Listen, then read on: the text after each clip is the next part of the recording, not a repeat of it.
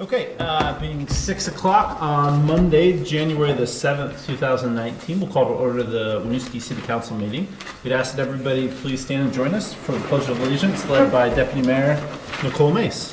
I pledge allegiance to the flag of the United States of America and to the republic for which it stands, one nation, under God, indivisible, with liberty and justice for all. Okay, next up is agenda review. This is an opportunity for council to make any changes to the agenda. The only question I think I had is, I assume the memo is just the extent, we don't have anybody here to present for the philanthropic funding opportunities for school-aged children, right? Ray is here, so that was just a requested information as part of the budget process, so. I just want to make sure none of those organizations are hanging, I don't see any potential organizations hanging out in the crowd to do presentations. No. Okay, right, okay, cool. Thank you. Any other questions, concerns regarding the agenda from council? Okay, so seeing and hearing none, we'll move forward with the agenda as presented. Next up is public comment. This is an opportunity for members of the public to address council about any items that are not on tonight's agenda. You'll find tonight's agenda on the back podium. We also appreciate everybody taking the time to sign in from your attendance tonight. We appreciate that, so we can spell your name correctly if you speak. But this is an opportunity to address the council about anything that's not on tonight's agenda. How much you love the snow plowing. Whether or not it was you that wrecked into the grate in the middle of the circulator. Okay. So seeing and hearing none, we'll move on to the consent agenda. We have 4 items on tonight's consent agenda. We have the council minutes from the 17th of December 2018, the warrant ending for the 4th of 2019, subsequent to payout for November. Also the payroll warrants from 12/2/18 to 12/15/18 and 12/16/18 to 12/29/18, and also the budget adjustment wage plan implementation document that again was an item that was covered in council meeting in depth. Any questions or concerns from council in regards to the consent agenda? Any questions or concerns from the public? It's a seeing here none. I entertain a motion to approve the consent agenda as presented. Second. Motion by Nicole, second by Christine. Any further discussion? Seeing here none, all those in favor, please say aye. Aye. And those opposed? Motion carried. Motion carries. City update.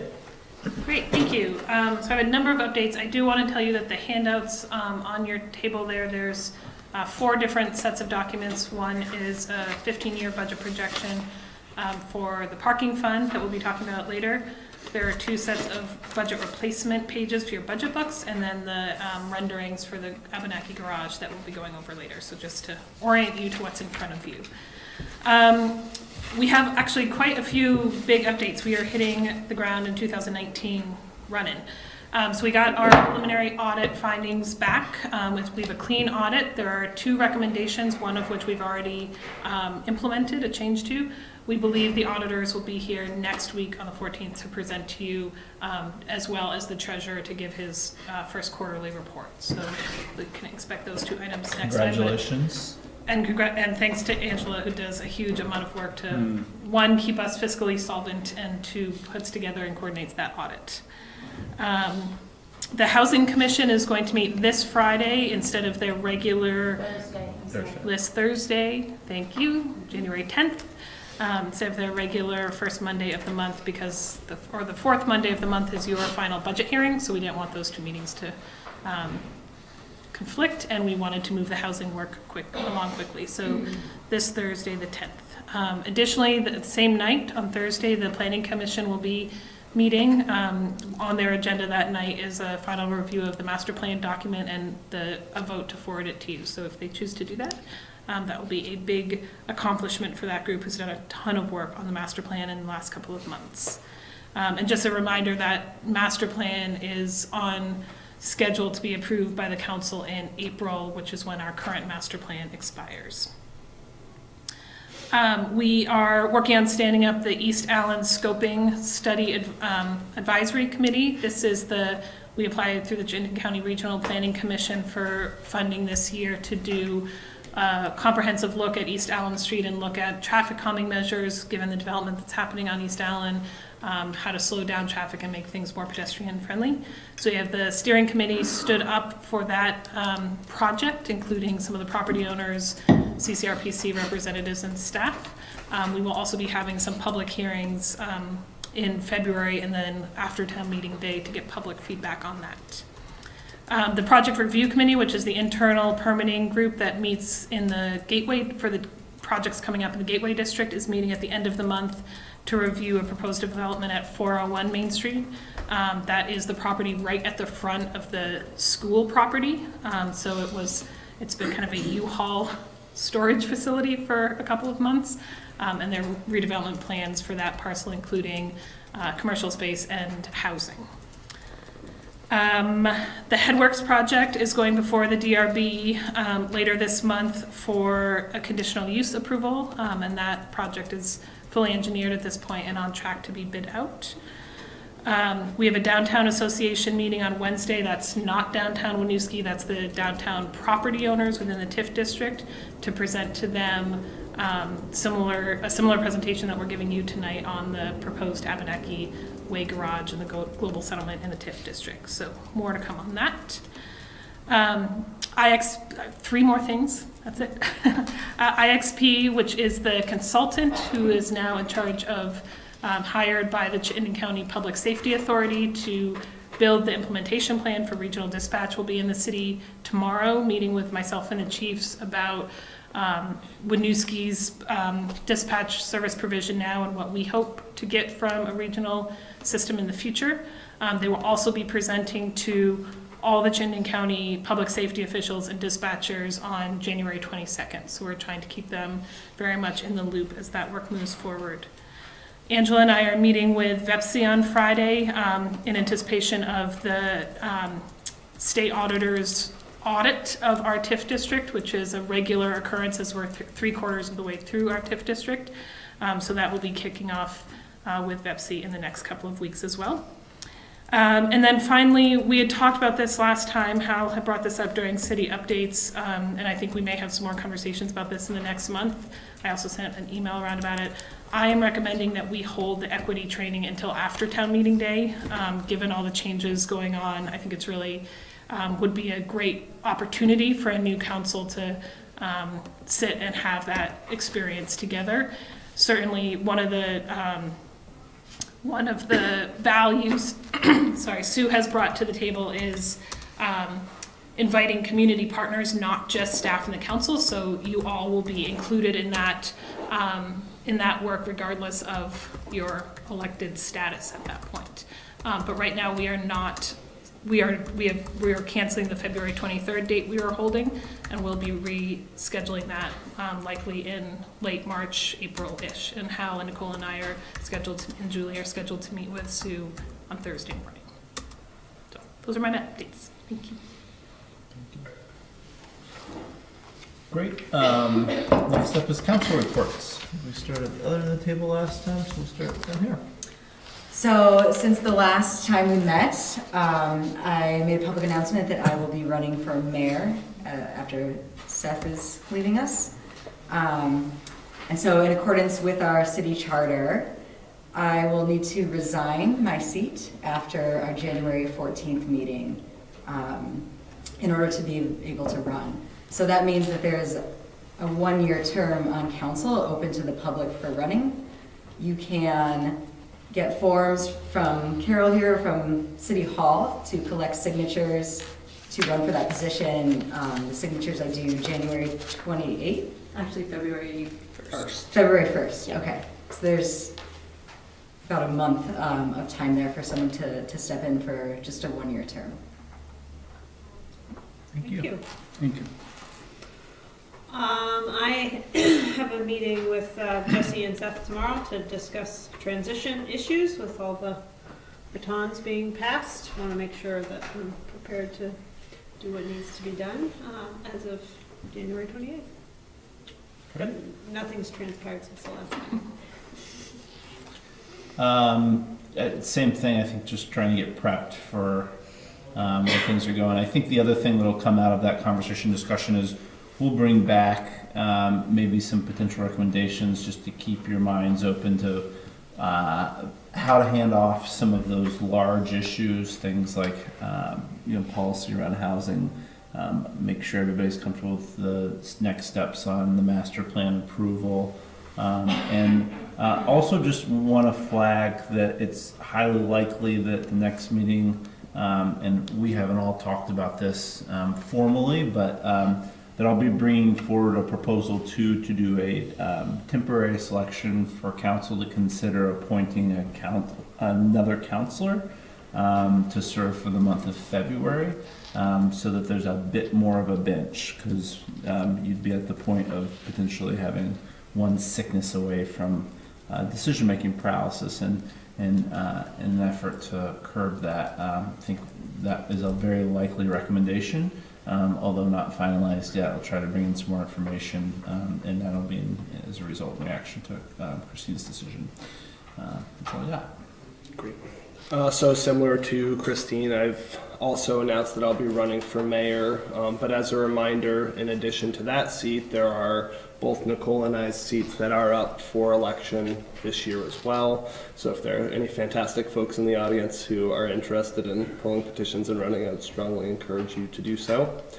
The public's, my understanding though is that in our charter, I won't have to resign. I'll be serving out the term, so we'll still be able to have some continuity of operations here on the council. And I look forward to seeing your proposal, Seth, but did just really want to thank you for your service. And I know serving under you on council has been an immense pleasure, and it'll certainly be a big gap to be filled in the future. The Public Safety Commission is meeting tomorrow night. So if folks are interested, they can come down here, assuming that the body is able to pull together a quorum. So the only thing I can say is that I'm remaining on council. So be happy. One of you can turn the lights on. Turn the lights on. That's great. Awesome. So with that, change is a good thing.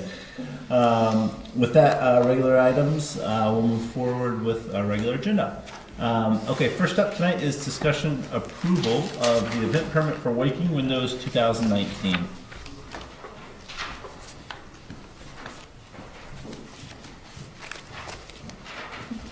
Hello.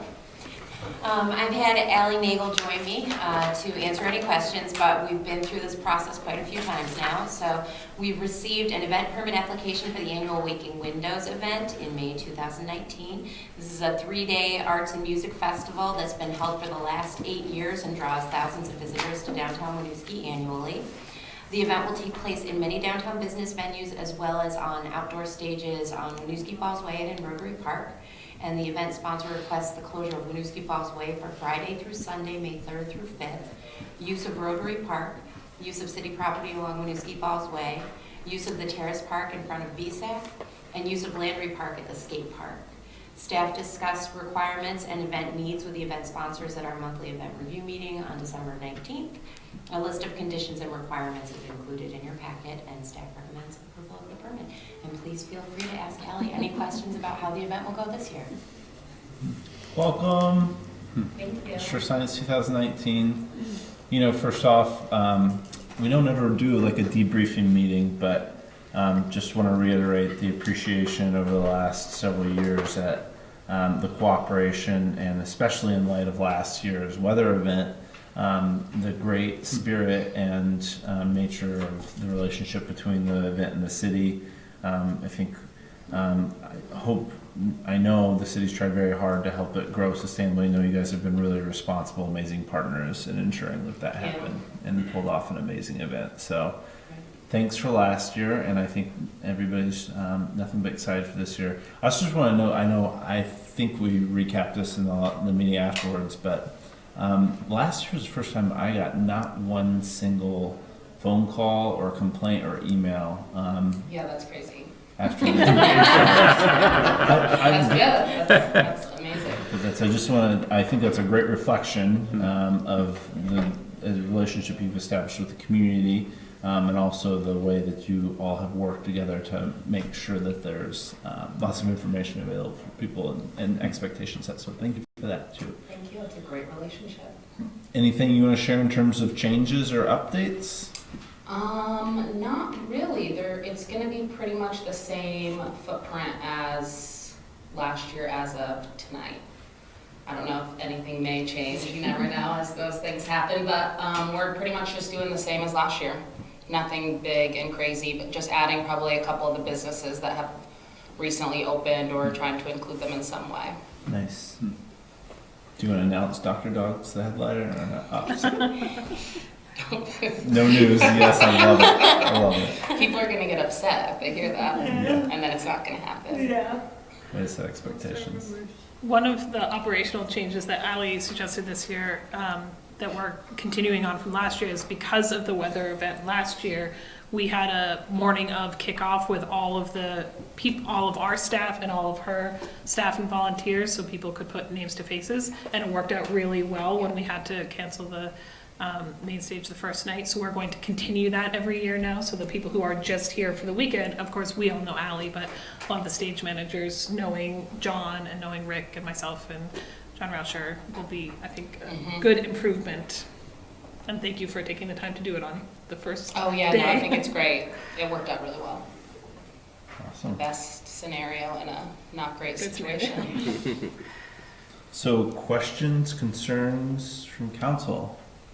This is one a number of us have seen a number of times and seen pulled off successfully a number of times, but always open to questions, concerns. Any questions, concerns, comments from the public? Awesome. So with that, we have this on as a discussion approval item. Given the lack of desire for discussion, I'm assuming that we could move towards a motion towards the approval of the Waking Windows 2019 permit. So moved. Second. Motion by Hal, second by Eric. Any further discussion? Seeing and hearing none, all those in favor, please say aye. Aye. And those opposed, motion carries. Thank you. Thank you guys. You guys are great. Thanks for all your work, Allie. Thank you. You too. Very sad. All right, next up is the Downtown Winooski Eek funding request. While Kelsey is coming up to join us, as we discussed at the last council meeting, Downtown Winooski is requesting City Council's approval of funding in the amount of $54,497.12 from the general fund balance for the hiring, onboarding, and salary of a new 32-hour per week executive director. We had discussed it previously, and there were a couple of things that you wanted Kelsey to come back with, and so she has we have a few things in your packet that you hadn't seen last time. Welcome back. Thank you. So the major change to the budget that I presented to you was to remove that, oh, thank you so much, Heather, was to remove that 2020 additional fund balance ask, and instead to look at the potential of raising sidewalk fees. They're currently at $2 a square foot, regardless of business. For comparison, Burlington's, as of 2015, I'm not sure what their current ones are for alcohol service are $8.56 a square foot. For a deli, they are $5.56 a square foot, and for a coffee or tea business, they are $4.28 a square foot.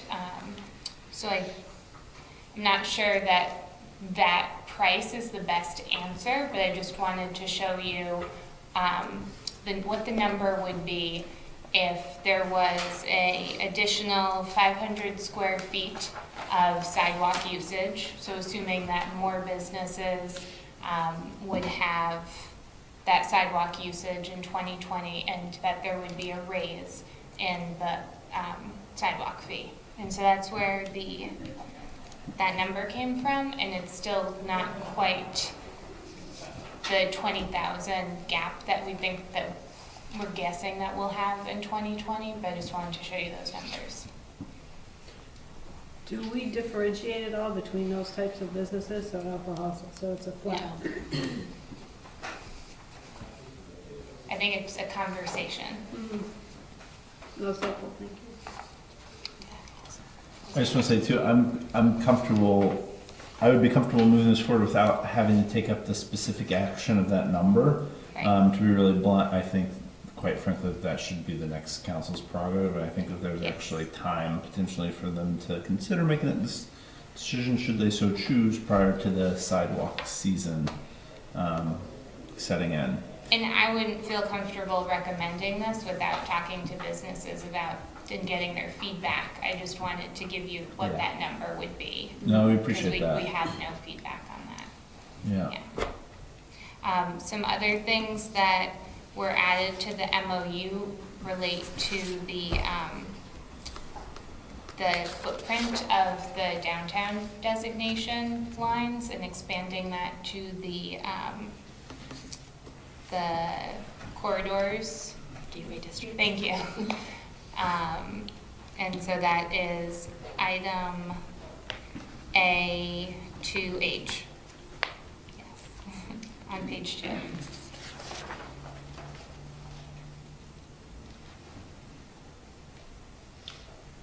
Great. Any other items of note? You guys? No, we also included the latest downtown funding survey. That was from 2015, and I believe we referred to it last time, so we included that. It does need to be updated because the Winooski contribution doesn't include sidewalk fees, Right. so this doesn't accurately reflect what we've been doing for the last few years. Mm-hmm. Good. And then just a reminder, there's also a variety of, this is a tough, if you drill down into it with some questions, it gets messy because some of these are like interdepartmental transfers, some of them, this is a branch of the city, some of them, Right. the city is employing a staff member who is then also the executive director, like St. Helens, and it does it that way. Right. Um, And that's why sorry, I didn't mean to cut you No, off. no, no, but no. Why I pulled up Waterbury and Berry as two comparisons, because they more closely reflect our structure. Great. One thing that I did just kind of wonder about is and forgive me if we discussed this somewhat last time, but has the board put together given that a lot of this centers around the desire to hire an executive director, has the board approved a sort of hiring plan or process? Process as in the job description and how we're going to, we don't have it spelled out, but we did have a very successful process with the farmer's market manager because Paige Fieser has a lot of HR experience through Planned Parenthood. So she did the spreading of the job description on various recruitment sites, and then also made sure that everyone was fairly, that initial interview, to all who submitted qualified resumes. And so she was the first step, and then we had 3 people interview myself and Ann interviewed the final candidates, and then we came to the board with how we wanted to hire. And so it was definitely a process as opposed to one person making a decision. I think I just want to get, so you're separately chartered. You guys get to make your own decisions. You get to govern yourselves. You get to make your own decisions about your employees and your staff. Having sat in this seat through hiring an executive in the city manager position, just really wanted to champion the concept of building a broad coalition of participation in that process that helps not only in the selection process, but also in the developing your metrics for analyzing worthy candidates, because it feels like this is going to be a position, quite frankly, similar to our city manager position, that was a pretty desired, coveted thing, and that's why we ended up with the best. No, but in seriousness, what we did reflect very positively upon was reaching out to a broad coalition of partners. And that in turn also created buy-in on those entities for our success and for this individual's success as organizations. So just wanted to share that reflection because I don't think we really talked about that process. I don't think we did. Last That's time. a really good suggestion. I'll be asking Heather and Jesse for suggestions. More people who have input and stake tend to be more people vested in the success of the organization and in the position. So I think those were the big items that we asked for last time. Were there any other concerns, comments, or new items?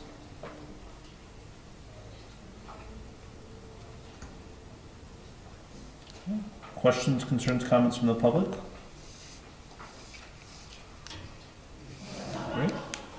So really appreciate you guys doing that work to follow up with that and address those issues. Thank you very much. So with that, this is on as an approval item. I entertain a motion for the approval of the funding request for downtown Winooski as presented. So moved. Second. Motion by Eric, second by Christine. Any further discussion? Seeing and hearing none, all those in favor, please say aye. Aye. And those opposed, motion carries. Thank you. Thanks for all your work. Thank you. Good Thank luck. you. Thank you, guys. I know, so I feel like I need to go cry. Thanks for all your work, guys. Appreciate it. All right, next up is the Public Works and Capital Improvement Plan for FY20. So as John gets set up here for a minute, there are a couple of things I want to say as an introduction to this budget presentation because there is a lot here tonight. So as you know, John started as Public Works Director after the creation of the FY19 budget that we're currently in, and after I did this presentation to you all last year. So as he and Angela have built this budget this year, he has rebuilt the entire general fund and enterprise fund budgets line item by line item. So as you'll see in the presentation, a number of the line items have changed, and we can talk about that through the presentation, but just wanted to acknowledge the work they've done to really rebuild it from the bottom up.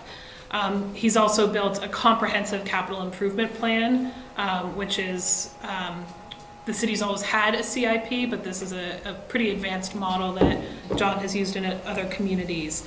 It's complicated, there's a lot here, so we're gonna present it all tonight, but certainly feel like you can ask questions, come in and meet with John. There's hundreds of spreadsheets behind this, what you're going to see tonight, so lots of information here to share. I think it's also important to note that capital improvement plans, the front is closed, so it's not gonna start. Capital improvement plans are meant to be plans and living documents. So as projects, we have done our best to model out what we think is going to happen in the next 5 years. But as projects come to fruition, construction costs change, et cetera, numbers change, and projects shift around. So you will see that over the next 5 years as we use this document more. He's also built it to integrate in our debt service plans. So those are now reflected in our CIP that allow us to track our debt capacity. So as debt falls off for one thing, how do we use that capacity to reinvest in our municipal infrastructure? So that's the table setting I want to do before we dive in. I'm also going to recommend that we actually skip well into this presentation because we have some guests here and focus first on the proposal for the Abenaki Garage and the parking fund, and then go back to and once we've gone through that, I think that will take about 10 or 15 minutes, and once we've gone through that, then go back to the beginning of the Public Works presentation and systematically work through it. Are people comfortable with that? Sounds great. So just to introduce our guests, we have tonight Greg Rabideau from Rabideau Architects, who is the architect we've been working, and of course Adam Dubroff, who many of you have met before as the hotel developer who's been trying to bring a hotel to Winooski now for a number of years. So we are going to flip into this presentation to slide, I don't know, far in. Very end.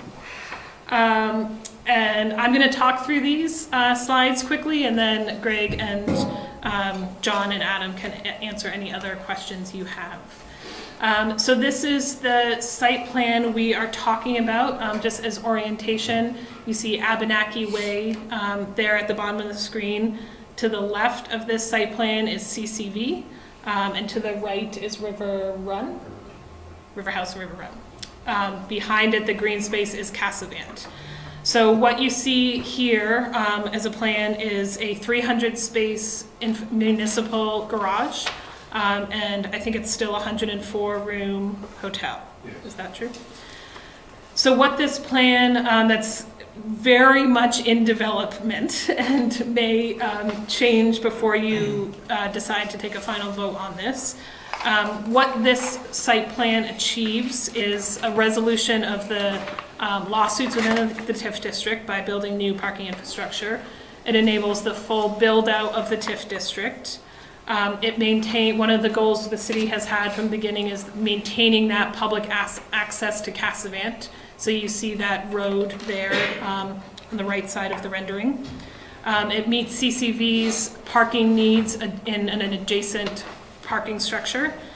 And we believe we can build this with zero tax rate impact. So build it solely based on the fees the users will pay. And you have more recent renderings that Greg passed out to you in front of you. So this next slide captures the TIF duration of the parking fund. In front of you also is a 15-year budget projection of the entire parking fund. So what this envisions is a $9.2 million parking garage. That's the current cost estimate for that facility. It does include the plan to do some debt down payment, so we're not borrowing that full amount, but borrowing a number less than that. We are hopeful to get CDBG funds for this project, sales tax reallocation. We will be coming to you with a fund balance request with the CDC funds. This, we think, is an appropriate use of those funds to spur on development, and then other user contributions. What you see here in this first 5 years is interest only for the first 5 years on this debt. This project, taking into consideration this new debt in the parking fund, cash flows at the completion of the TIF debt, then there's a period of time where it does not cash flow positive, but then picks back up in FY29 cash flowing positive. And that's when the principal payment kicks in. The model we have built, Angela has blessed, does have us always having a reserve balance, so we'll never actually be in the red for the whole time. Why it's important to note these first 5 years is that during the life of the TIF district, what we're calling the Abenaki garage, which will be the garage on Abenaki Way, and the Cascades garage, which will be the current garage, is that the revenue from the Cascade garage goes to pay the TIF increment. So we can't count on the use of any surplus in that garage towards debt service. That ends after the end of the TIF district, assuming that we positively pay off the TIF debt, which this scenario allows us to do. And then starting in FY25, the parking fund is looked at in total on that 15-year projection in front of you. So we have a very experienced and eager development partner. So we have a fast timeline. Right now, assuming all goes well, and with your approval, we take a bond vote in March and continue on quickly from there.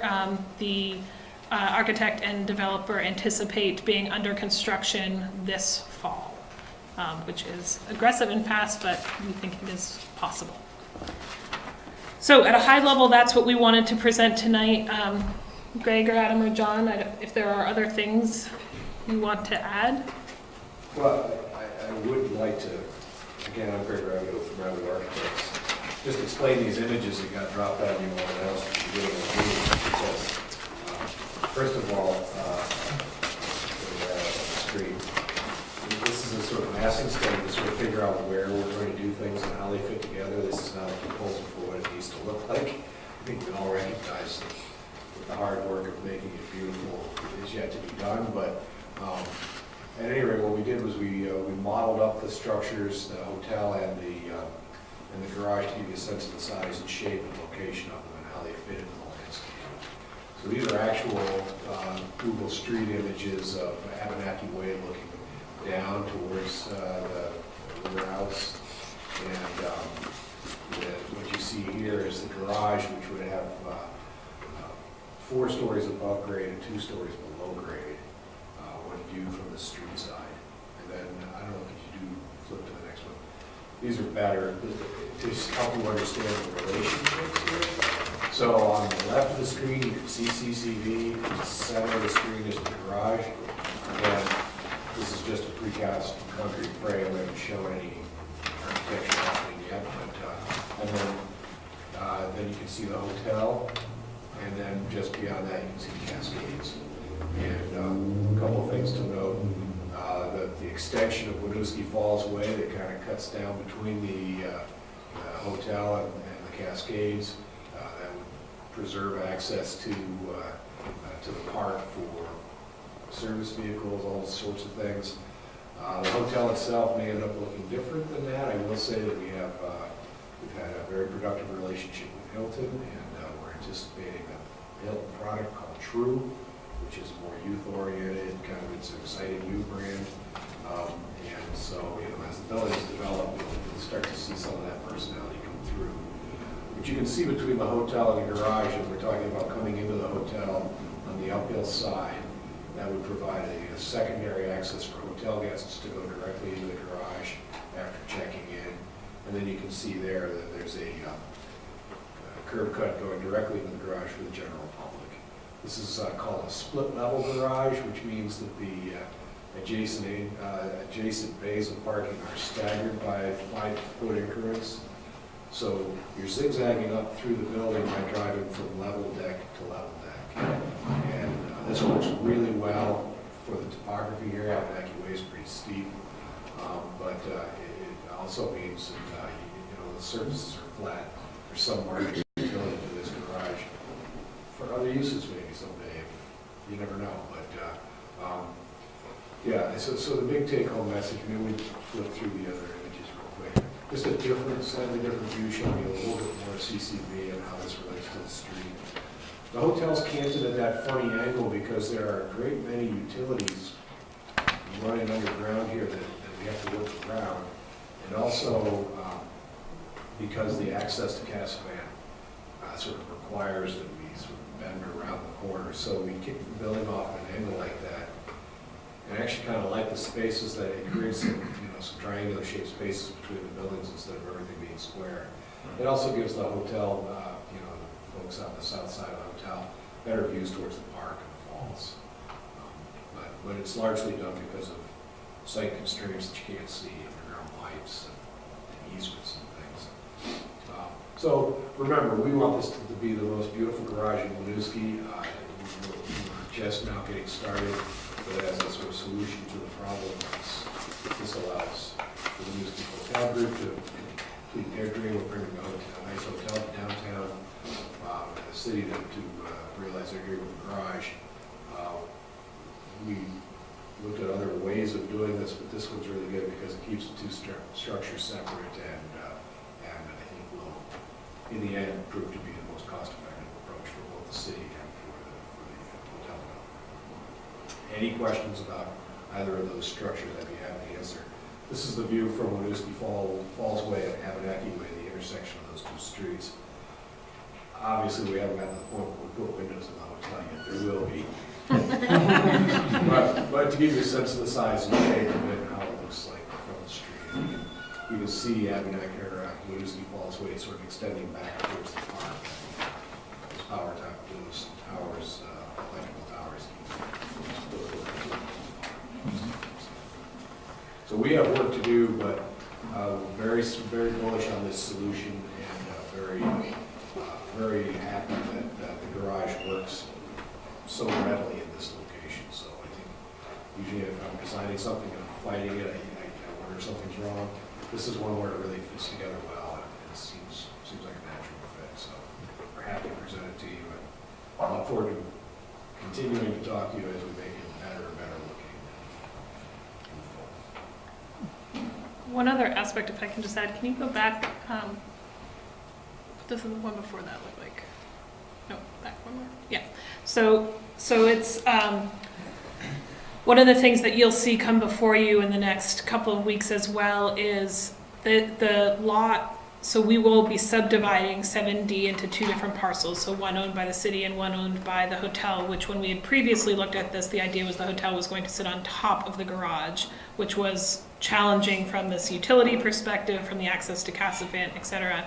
Also very complicated from a cost share, long-term potential position. So this allows us to each kind of own our own parcel and be a little cleaner about those lines.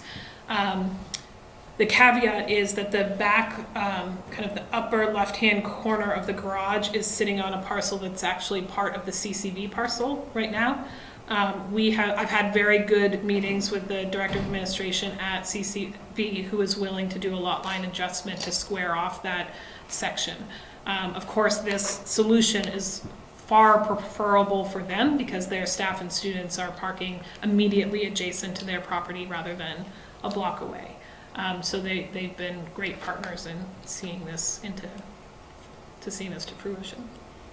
And the topography works here to allow CCV students to access directly onto a floor of the garage. They may be coming in on floor 3 or whatever, but the potential for improved direct connection from CCV's property to the garage is there, and we'll explore that with them as we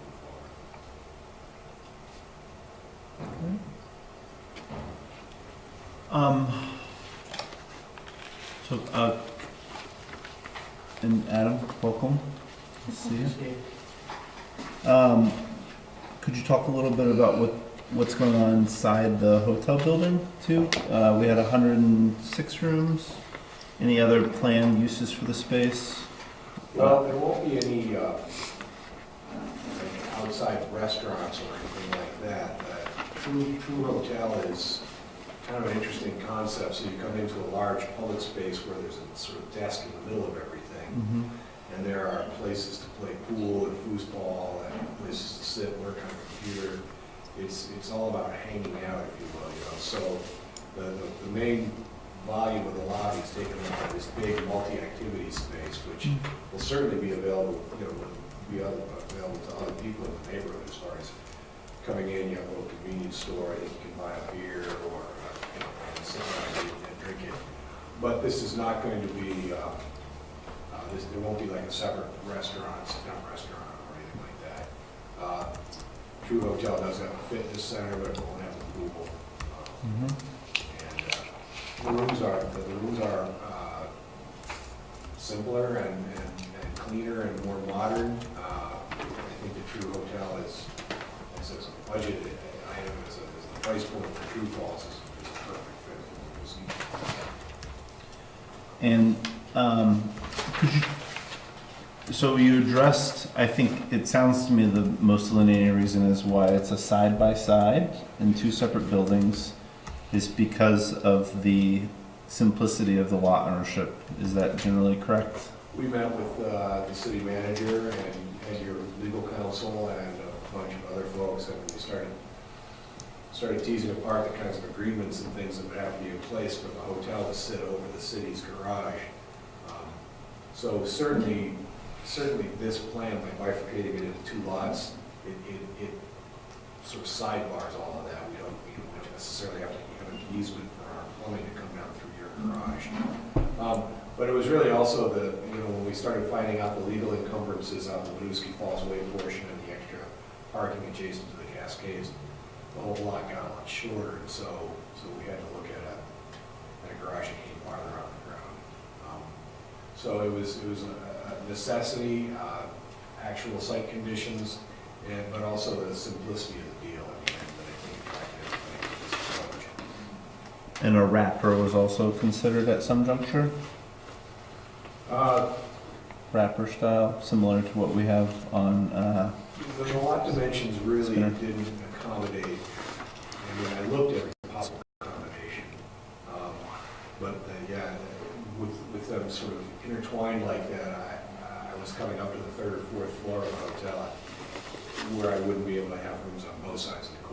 very inefficient from a hotel operation point of view. And from the space perspective, is pitch or grade a central element in terms of designing a garage? Well, it is in this case because Winooski Falls Way drops 3 stories over the length of the project site. It's roughly 192, 193 up at the corner by CCV. The opposite corner down by the dumpsters for the Cascades is like 171.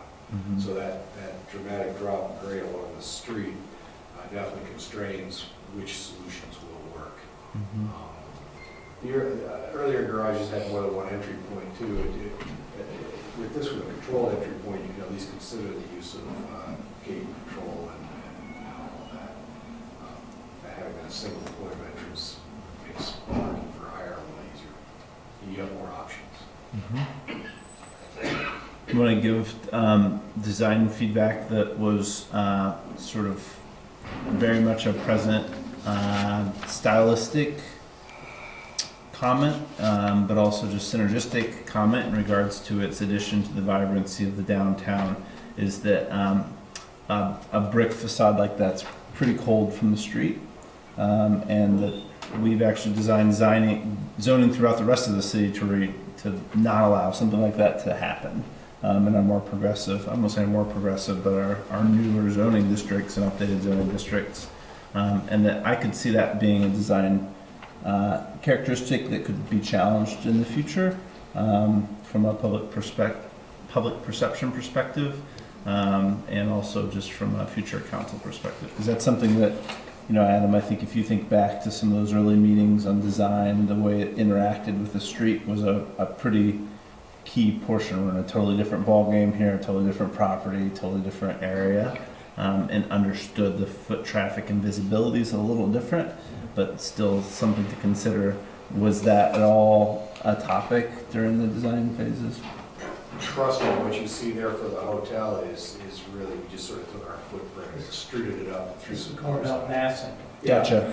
But Okay. no, I expected the final version of the hotel will look dramatically different than that because we've already had conversations with Hilton about where they want to go with it. And I think you're going to find that your direction and their direction are more closely aligned. Great. So that's why I started my comments by saying, don't feel like I'm in love with this image. It's how we get started. I'll put it that way. Great, thanks. I just want to encourage staff in those negotiations, and frankly, future council members who are, of course, going to come back and watch this meeting, hear that, to consider street interaction and what it looks like for the people moving around the community and how it looks. The only other comment that I also had on there is that I think you're hopefully aware that there's been a lot of consideration, contemplation, and thought about how Cassavant, the space in the back, can be used, and that again, we probably won't be sitting here when the agreement's signed, but certainly think that maintaining as much flexibility for the community, for the city as humanly possible is really key. Looks like you've been really thoughtful and great partners in looking at the access points, which is tremendous, but also just flag things like sound penetration or light invasion to rooms. It would be a real bummer to have something built there that then elicits complaints because we decided to have a softball tournament back there or a concert. Well, I lived on Mansion Street a long time ago now, but back then they used to fly in the big C5s from Flysburg to land at the airport. I think this hotel is going to have excellent soundproofing. Yeah. For lots of reasons. But I appreciate the heads up on that. Sure. I think having that active space out there and having concerts and things, there's a great opportunity for the hotel and the city to work together to make that stuff great because that fills rooms, so more power to you. That's a demonstration of the conversation we just had, where we can have 5,000 or 6,000 people in downtown for an outdoor, primarily outdoor concert festival, and solicit no complaints because of everybody understanding that's what it looks like, and the buildings being built for that. We love not stepping in the middle of the conversation about airplanes. No, we won't field those complaints. We'll send them somewhere else. I love my time on Mansion Street. Yeah. I I always knew when they were there. No, understood. And then I guess the other question was, how much thought has been given to screening? That's another thing that we spent a lot of time on in the approval of the designs for both River Run and River House, was the way, again, somebody from the street saw the building, and hence why you have the type of screenings you have there that sort of hides the vehicles to the best of that screening's capacity. Again, understood that this is more for massing, but there's been some thought, I'm guessing, on that. Well, certainly as far as the facade on the south facing the hotel, we know that that's going to take something special just to make it balance out the hotel. We want them to look out and see something, not just the sidewall. Sure. But in general, yeah, I think it's a little different with a pure parking garage. I mean, that is the use. Mm-hmm. But the architecture that faces the street ought to be a continuation of the sort of vitality that's going on in the streetscape right now. You know, city lights set a good example. I think the Cascades set a good example. Yeah. There's a lot of nice architecture right around here that we can spring off of. And that, I think, as tastefully as possibly integrates in the parking portions of it too, while trying to find some organic continuation of the building structure and facade, be it from a neighboring building or its own, a continuation of its own. But just want to flag that too, because that certainly was something we spent a lot of time on the other one. And then just last question from me. Is the thought to have it looks like stairwell, is an elevator being considered, or is it? We'd have to have an elevator. You have to for Yeah, accessibility. but that central mass you see there facing the street was the primary staircase / elevator. Mhm. There'll be another one tucked in the back corner. Okay. We have to have two for each level. How many stories is the hotel? I can't really gauge here what it There's is. 5 stories of guest rooms above the first floor of the lobby, which is at the Abenaki Way elevation. There will be a full basement, which is, I think, quite a bit exposed to the outside from the park side. So realistically, it's 6 stories plus a basement.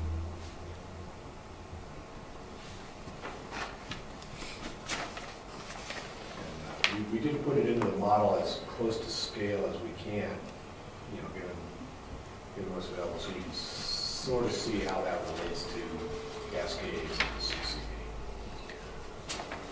As far as overall height.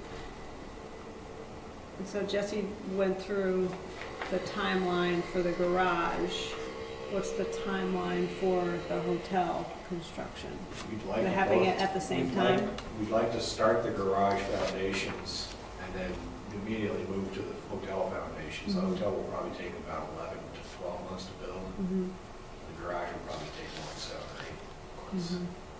But they'll probably go concurrent, Mhm. starting with the site work and the foundation work. And has there been a commitment with the Hilton property? Is that, or is that, are we still in the exploration? We've had the franchise in place since all the approvals previously. So we have to go through a process with Hilton to shift from our other location over there. Okay. So it's a location change, but not a It's the same concept. agreement change? We spoke to the brand manager a couple days ago, and he was happy with the new site plan. Okay. From a guest perspective, we have to work on the whole arrival experience, being next to the garages, not what we had before, but, they're willing to work through it, and as long as we could make the arrival work well for people. Right. And to Seth's point, you want to have some more features on it, they have some signature items on the front of the building. Looking at the budget document, in the charges for service for this new garage, what's the breakdown of assumptions for contracts we have for spaces as opposed to public usage? So that's a great question. The majority would be contracted usage. So currently envisioned in this garage is all of CCV's parking needs met, all of the hotel's parking needs met, which would be, it's borderline public considered, half of Spinner's needs. And then we're holding about another 45 spaces for future users, public users. Thank you. Does everybody know how I feel about the taxation of parking garages? Familiar with that? Yes.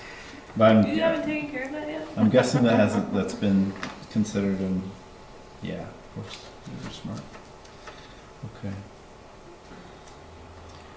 So, but we got some feedback, or we've learned from the contractual arrangements that have been made in the Cascades garage. And I'm assuming that the structure of the agreements moving forward is going to reflect the lessons learned. Yes. So all the spaces in this garage will be allocated, not dedicated. All of the negotiations we've had thus far with all of the contracted users are assuming a comfort level of oversubscription. So for example, CCV's users are primarily faculty, or about a third are faculty, and then about 2/3 are students who are there between 4 and 10 hours a week. Faculty is primarily there during the workday. The peak demand for the hotel will be overnight. So thinking about how we kind of double book some of those spaces and have a comfort level with the contracted users to enable us to do that. We've also, as part of this process, but also just your priorities for years, we have a draft RFP that we will be talking with the Downtown Association about on Wednesday, looking at an access control system that is shared between the two facilities. So to the extent that this garage, for whatever reason, on that Waking Windows weekend when the hotel is at capacity and CCV is in finals, we'll be able to tell the users bounce to the other garage. So we're trying to look at it as an entire parking system and not just these 10 spaces in this garage and these 10 spaces in this garage. And will the shifting of allocations result in more public spaces in the Cascades? Or sort of, how's the public fare in terms of access to parking under this? So there will be more space per the negotiations we're currently under with folks. So the big shift in the Cascades garage is that currently CCV contracts for 200 spaces in the current garage. So those are all transitioning here, and there's no new users going into the Cascades garage. Some of those will be for a long-term parking contract for Spinner, but the balance at this point is likely to be for public parking. We also know that in that garage, and with improved access control, we'll know this with data, the highest demand, the vast majority of those contracts are for office space use. So those are really peaking between 10 a.m. and 4 p.m. and then the public's peak use is really between 5 p.m. and midnight. So we believe we still have a lot of capacity for public space in the Cascades garage. And the new agreements or whatever will allow for use of those spaces. I mean, I don't think some of them you can use them after hours. Some of them you can Yeah. use them after hours, yeah, some Yeah. of them are 24/7, yep. Just be extremely useful to articulate to the taxpayer what the benefit is in terms of, public access to downtown parking. And I think that the notion that this facility relieves some of the pressure on that facility, which is centrally located and challenging to navigate in terms of where can I park, where can I not park. That would be useful when we're talking to community members about why they should support this, even if it is revenue neutral.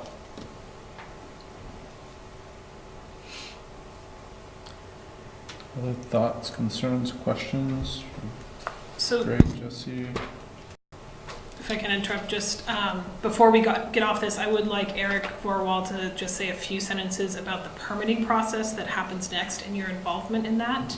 Tonight, this is really about budget and what you can expect in advance of town meeting day, but there will be a whole nother process for you to consider as this moves forward into permitting. So if you're ready for that, setting up Eric to give that feedback. So, thank you. So this project is, because it's in the downtown, the entire downtown core is under an Act 250 permit. So any development requires an amendment to that permit. As such, council has a more active role in that process.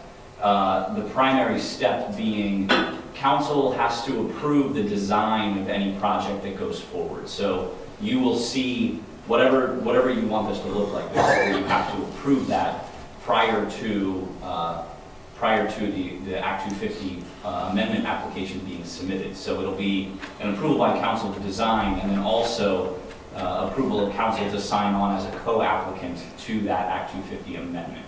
So that'll be for down the road at some point, but then that really gives you a lot more input in this process going forward. So you will see this again, and you'll have to approve this process going forward. I would just add in the past, in some of these other buildings, we did it through joint meetings with the council and DRB, and it turned into, in some cases, the type of process that we are trying to avoid from happening with form-based code, and would strongly encourage the next iteration of council not to bring their inner Bob Ross to those meetings where they're trying to, say, I would like a tree exactly right here, and keep in mind that staff's job is to work with them to get something that's within the envelope of what's required by zoning, and then try to improve something that's somewhat contiguous to the downtown. It's a little trickier. It's a tough seat to sit in, being a design review body too, because it's not under form-based code, so it's not as specified, it's not as specific, and it's more of an open environment. So encourage the next council to try to put as many guardrails on that as possible. Future mayors potentially off the table. Yeah, the master plan, the original Act 250 permit did include a master plan with design guidelines for all of downtown. So there are some parameters to work within, but there's still definitely some leeway from council to go ahead and put on that. And what's the time frame for the permitting process? You have to wait until after the vote, I presume, or?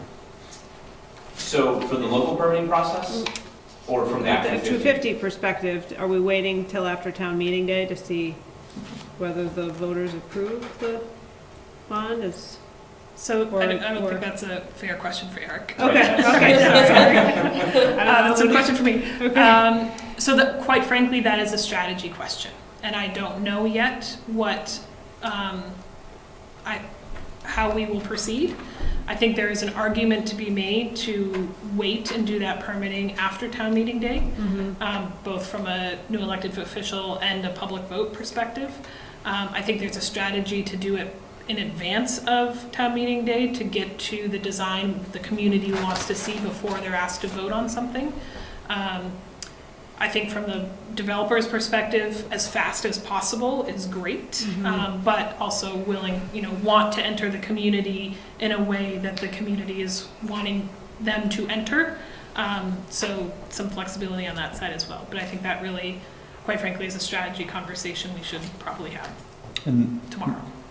But also that there's also other times where there might need to be support solicited, for example, VCRD applications, and submission of other tax credit allocations that could have VCRD. Why did it bring VCRD up? ACCD, CDBG. So those other types of tax credit reallocations just mentioned before, those would require city pursuit of those funds, or at least support of. So you could end up with that conversation as well. And those are, CDBG is an April deadline, and sales tax reallocation is a July deadline. Those are deadlines or hearings and awards? I can't remember. Those are deadlines for Deadlines. submissions? Those are deadlines to get to the next hearing. so. Okay. So that stuff may be all done by then, okay? I would just say, I don't think we should wait to move forward with better designs for the garage before town meeting day. Whatever happens with the permitting process, I mean, I think we can continue to have discussions about that, but that's a tougher sell in its current form than something that looks a little bit more along the lines of what Seth was talking about.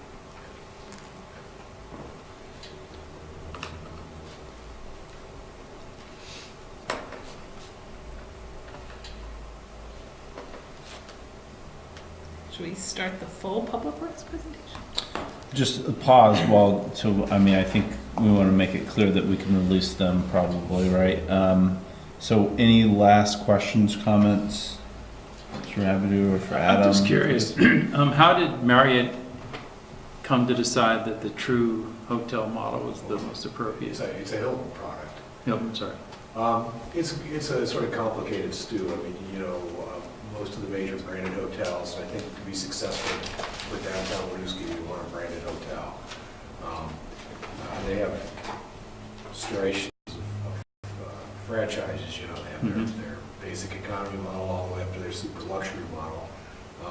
But a lot of those franchises are spoken for, right? So you have to sort of take from available franchises in the area. We can't bring something in that's going to compete with somebody next door. Right. And so that starts to sort of peel away some potential options. But I also think that, we're sort of between two colleges, we're sort of a very dynamic downtown. This is their kind of new thing that they're not doing in the suburbs. So this seems like it's like a sort of urban brand, and more youthful orientation, and I think that will be successful. Plus, the room itself, like I said, is also about room rates and where financially. I mean, I don't think Winooski wants a $350 a night hotel, but so it's all those factors figure into it. We did talk to Marriott, and we talked to Hilton. Both excellent organizations, and this is a good fit, I think. A lot of fun. It's a very fun brand too. It's the fastest growing brand in the hotel industry right now. And the other kind of positioning is, you look at a value and where the brand fits compared to what's going on in the area. So, for instance, downtown, all the properties downtown pay for breakfast. This hotel breakfast is included. So when you think of all the people visiting the hospital with families or whatever, they want to be close to the hospital. We'll have a nice value proposition compared to staying downtown. Thanks. Other questions, comments, concerns? So here's the deal. There's a parking lot. It's a parking garage. We're never gonna sit and do flips and somersaults and excitement over that. But want to make it really clear, we're incredibly appreciative of all your work and the time and investment and the partnership with the city and the way you've approached this. And we know that that's required a lot of flexibility on your behalf and a lot of ingenuity, and thank you for that. And we appreciate it, and thanks to staff for working with a hard situation, tough thing. And when they come and look at our pictures on the wall, they'll say, well, what the heck did they approve a garage somewhere? And this is also a critical piece to the entire sustainability of the downtown. And that's a story that the public can expect for us to continue to be telling as we move forward. Because, I think to a person, you talk to anybody about this hotel and the concept of a hotel in the downtown, and people here are very, very, very excited and supportive of that. If we can get all the other pieces, which is what you all have worked so hard to try to do here with this. So thank you. Thanks for all your work to get there. We appreciate it. And thank you to Jesse and John and the entire team. Gentleman and Ryan in the back row there. I know you had a lot to do with it too. So Ryan's really the mastermind behind it. Thanks a lot. We appreciate it. Any other question? Any questions or comments from the public before we go back into the Public Works presentation? Okay. So seeing and hearing none. Thank you. Thanks for your time today. Appreciate it. Thanks for the renderings. Yeah, thank you.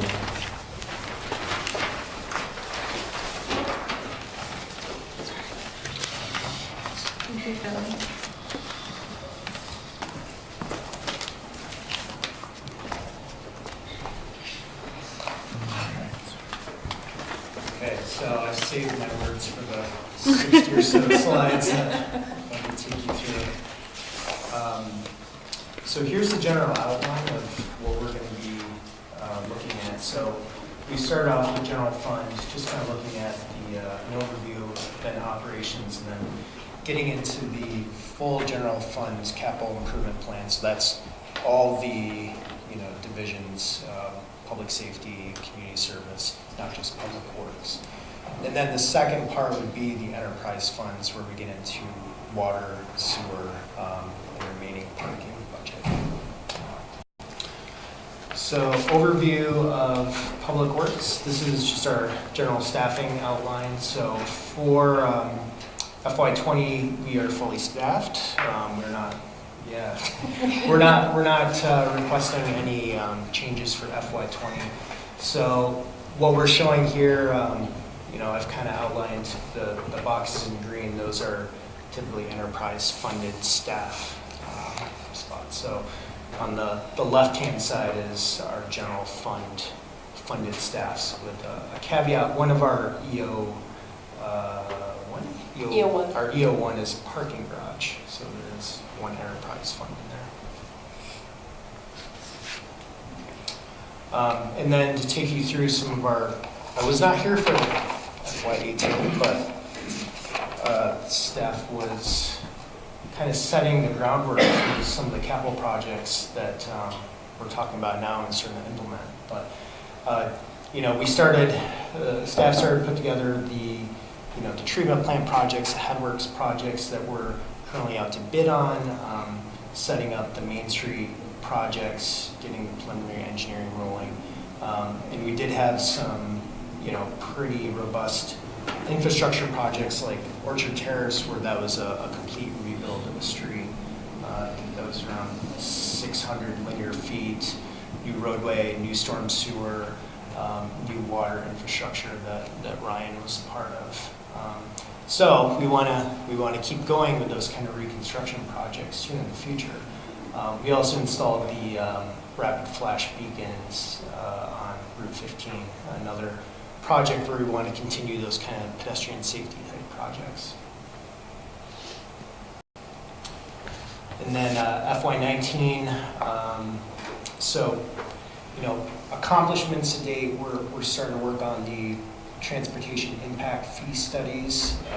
We're working with CCRPC and a consultant to get that rolling.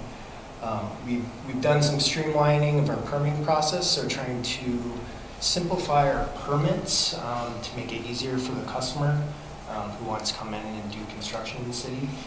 We've also updated the capital plan, which you'll see shortly that Jesse had mentioned. So we're also starting to really use the asset management tools that we have. So staff is tracking maintenance activities that they're doing out in the street, and that feeds into our operations and our capital planning. So if we're seeing we're constantly fixing a pothole, or we're seeing that we're going out to do sewer work on a line, we start to look at implementing that and putting it into our capital improvement plan. And then of course, getting into some projects, Main Street, the bond approval, which we were all part of, and the USDA grant funding. That was a huge win for the city. And then, some other projects where we've come to completion, the Winooski Burlington Bridge rail repair. Obviously that was a maintenance activity, and we're looking to the future for replacement of that bridge. And plans are starting to move, concept level plans are moving on for that. And then we had a bunch of work at the treatment plant this year. So we had, some mechanical work with the boiler, a new garage was installed. That is complete to house some of our sewer fleet and provide some better efficiencies at our existing garage for our street crew. So they can get plows out and they're not having to move, sewer vectors, and we can be more expeditious in our snow plowing activities. And then of course, Headworks, like I mentioned, we're out to bid with that project now. So we are, we're still shooting for this spring to start construction with that. And then, some smaller items we're starting to look at. Now that we have a capital plan, where do we have some additional needs to fill in some blanks? So doing some capital needs assessments, starting on some facilities like the OCC, and looking at big ticket items like HVAC systems. And then of course, Myers Pool, which we are in design document level, which you guys have seen.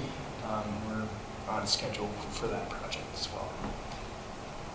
FY20, this is obviously a preview that has to be discussed with council, but these are things that we've kind of put an asterisk on and are looking at moving forward with. So, refining that capital improvement plan now that we have a framework, really build it up with some GIS data, and how do we get it out to the public?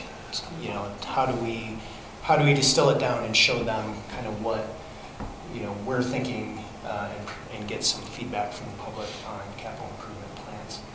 And then this is probably something you are very familiar with, the Main Street concrete joints, or our traffic calming device that we have here before we enter the rotary. Not on purpose traffic calming, but we've solicited proposals to look at alternatives for repair for that.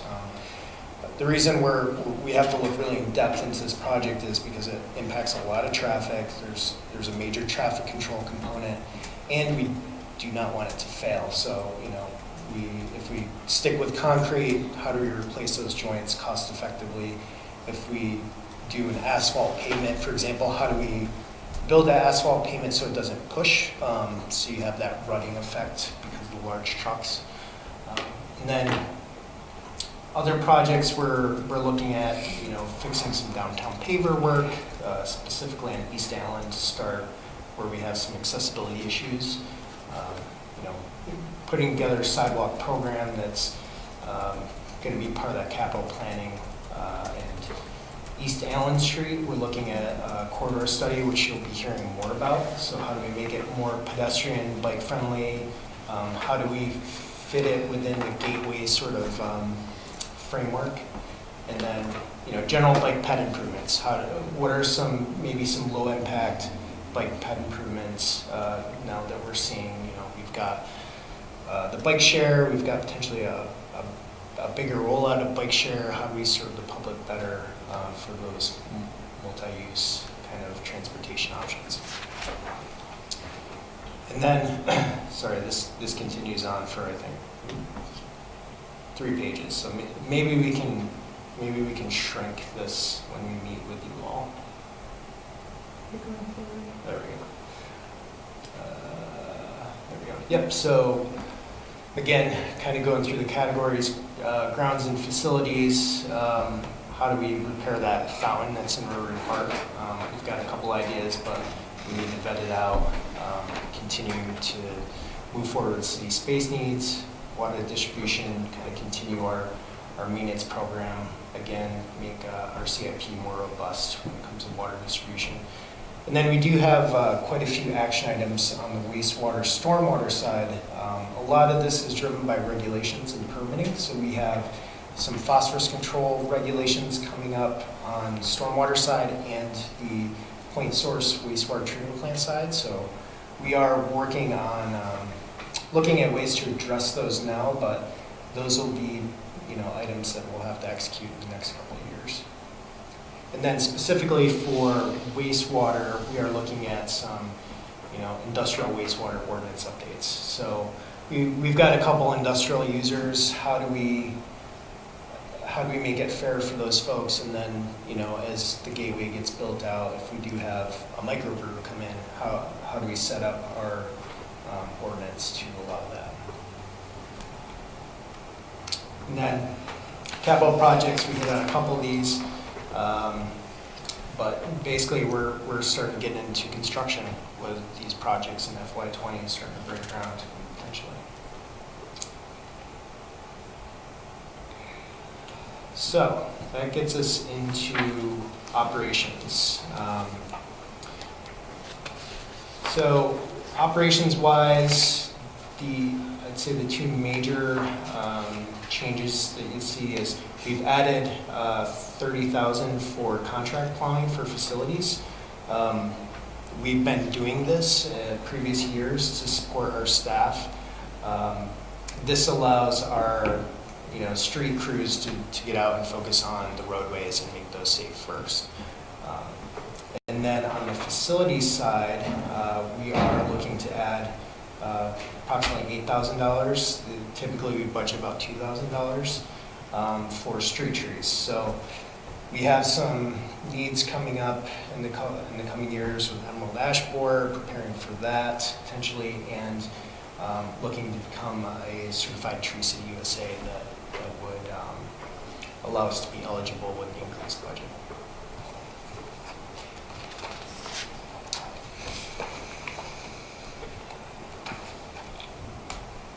So I'll go through the different categories in this public works budget, but engineering, you can kind of see the breakdown. So we are mostly salaries. That's myself, that's Ryan. We have some professional service, which is basically just software, but that's kind of the general breakdown of the engineering service budget. That budget is a little bit reduced this year, mainly because a lot of those professional service monies are going towards capital projects, so that was able to reduce a bit. And this is the kind of line-by-line breakdown. So again, you'll see kind of the major decreases in that professional service line, that $5,150. Just color commentary from me. I think we have all on the leadership team felt the addition of Ryan and John both being PEs as we move these big projects forward are a huge advantage to the city. So whereas previously we had to buy a lot more professional engineering services, we now have that on staff, and they can really move these projects along much more quickly. Just to reiterate, from the outside world, having interacted with some of your funding partners, that's their reflection, is that we have one of the best, most knowledgeable groups of people, albeit small, in the state to work with. So huge, massive kudos.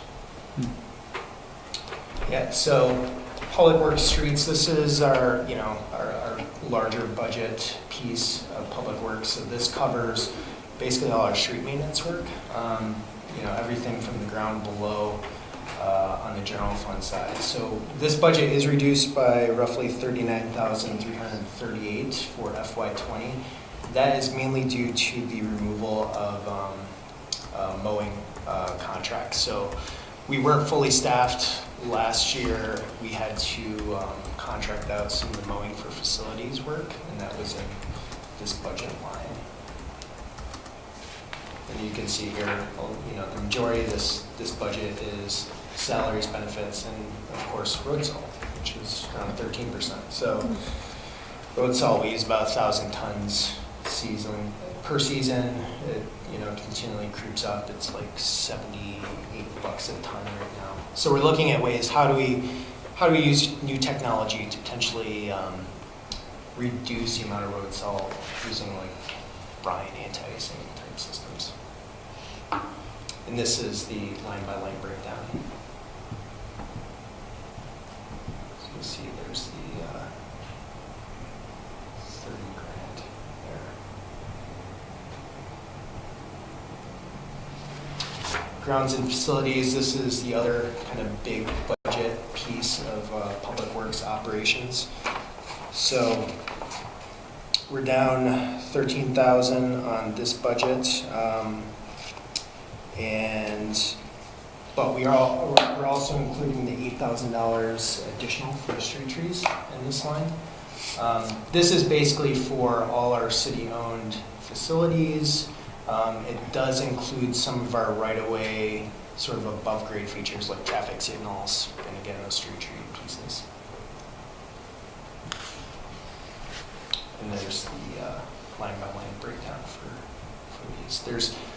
There's a lot of lines because each facility is broken out by contracts, which is typically janitorial contracts and utilities, wastewater, electric, natural gas.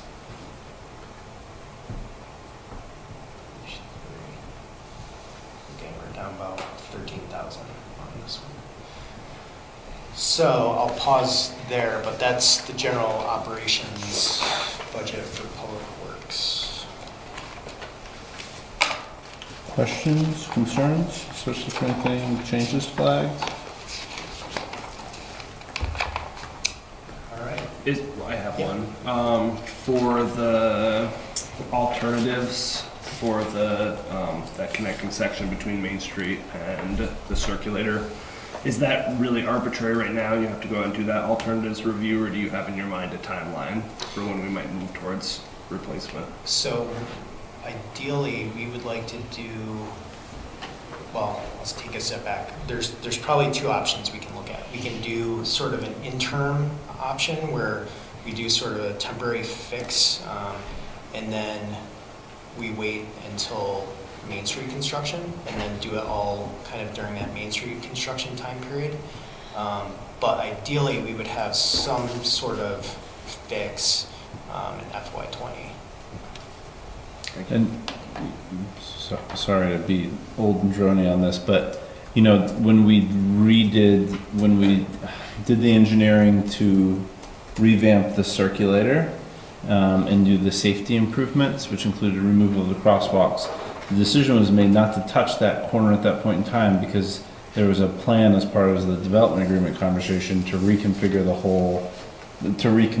the triangulation of that crosswalk. I just put that out there that's one of the reasons it wasn't touched. That's one of the justifications where we were kind of like, let's not spend money there because there's a good chance it could all get ripped up with the redevelopment of that property. Of course, given that, and the traffic lanes were going to change too. So, just again to flag for future people, you know, hopefully that intersection gets revisited sort of holistically too when that time comes for a discussion about a major revamp or investment, because it is known as the most polite intersection in the state, and it is. But you always wonder if there needs to be a formalization someday in the future of the alternating traffic piece, in case people from Colchester suddenly stop deciding to be the most polite people in the state. Okay, so general fund capital improvement plan.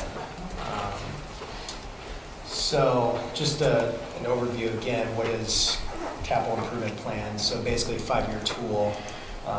It's for our city assets that have a useful life of 3 years or more, and they meet those kind of finance thresholds that are set up. So that's what guides us on how do we inventory these capital assets and plan for their replacement. So for general fund, we've broken it down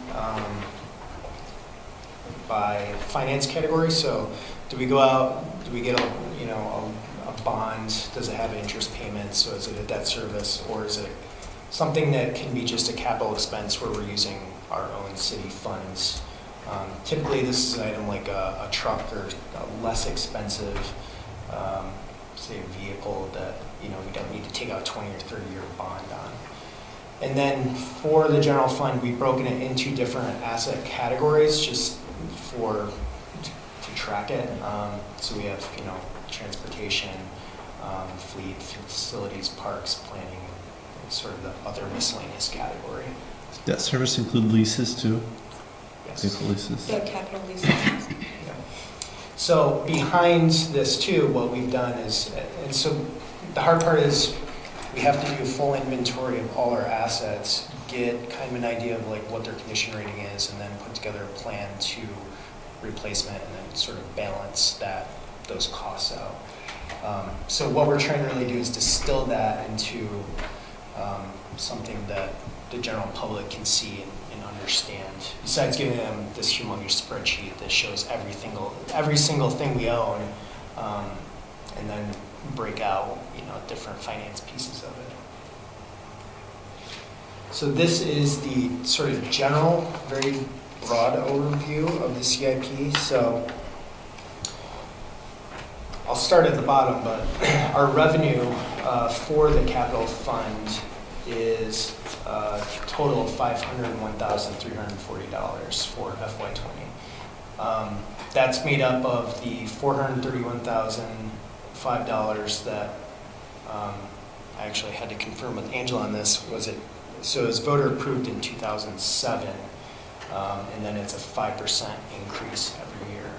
And then the $70,335 is, that was 2011? Yeah, 2011, that was approved by council. So that makes up sort of that general fund CIP revenue. But you notice up top, $224,604, that is existing debt. So the remainder is basically what we have to sort of allocate to projects. And so this gives a kind of a general overview of how those allocations are broken up between debt service, new debt service, and capital expenses. And then just a note on the bottom. So we've also identified, what the undesignated reserve balance is. So that is in addition to that 501,000.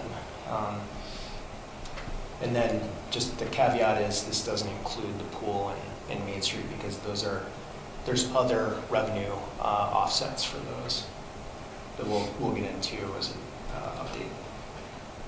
So this is sort of the more detailed overview of the debt and expenses. So what we've identified for FY20, there's no new debt coming online besides a fleet piece, which is that bold-face command vehicle for the fire department. The $106,746 is existing debt for the West Canal Street reconstruction project that was set to expire in 2032. And in your packet, there's the full breakdown of all the existing debt versus proposed new debt. And then below you'll see sort of the expense review. So that's city funds, and the boldface items are proposed FY20 projects or assets. And I'll give a detailed overview of each of those. So the differentiation between the FY20 number and the FY21 number, then on the balance side of thing, like the debt service overview, then is the purchase of that vehicle, right? Am I missing that? Right. And then, okay. Yeah. And I will meet with anyone if anyone wants to dig into this in further detail too. So this is just an outline of the FY20 projects that we have identified. And basically what we're doing is we're just creating a nomenclature for them so we can track them better. So you'll see we've categorized it by fire department, facilities, public works, public safety, and then of course some ongoing projects, Main Street, Myers Pool. And so what I'll do is I'll go through each of those project categories and just give a detailed overview. So fire department, fire chief's here so he can jump in and save me if need be. But we are looking at a replacement of his 2008 command vehicle, $40,000. Self-contained breathing apparatus replacements. We probably need to revisit this and look at what that looks like for full debt service, but right now we're looking at $30,000. And just give you an update, and correct me if I'm wrong, so the self-contained breathing apparatus that we currently have is circa 2005 to current, typically replace 2 or 3 a year, but it's getting to the point where new replacements don't work with existing equipment. So what we're looking to do is potentially lease, 15-year lease equipment, and then that be on a 15-year warranty. Is there anything? Okay. And then for the fire department on the facility side, we've got some, older overhead doors that need to be replaced, improve operation, improve some energy efficiency. They like the doors to be able to open when they need to.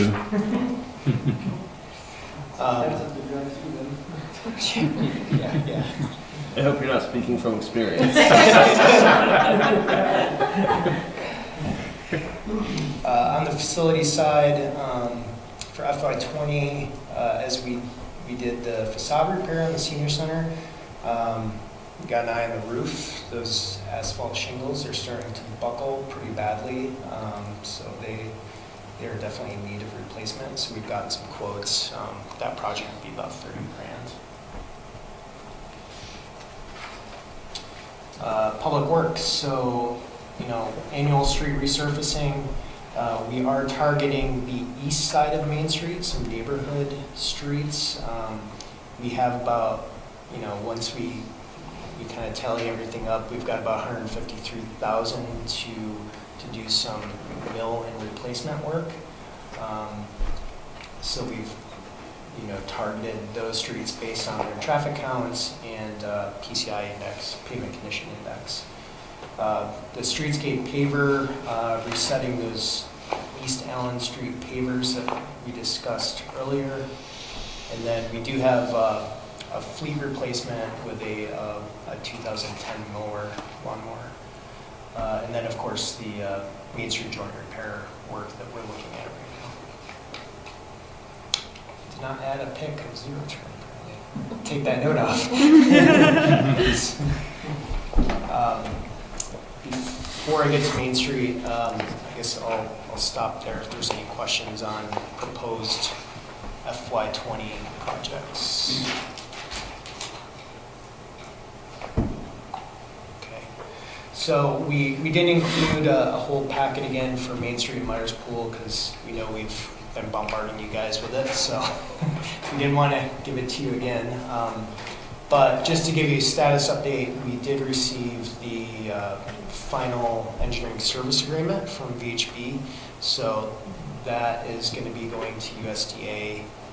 Hopefully they're not shut down. And FED for some comments. And then we should have it to you all, end of January, early February. So that will, in effect, kick off sort of a final design work for Main Street and get the ball rolling.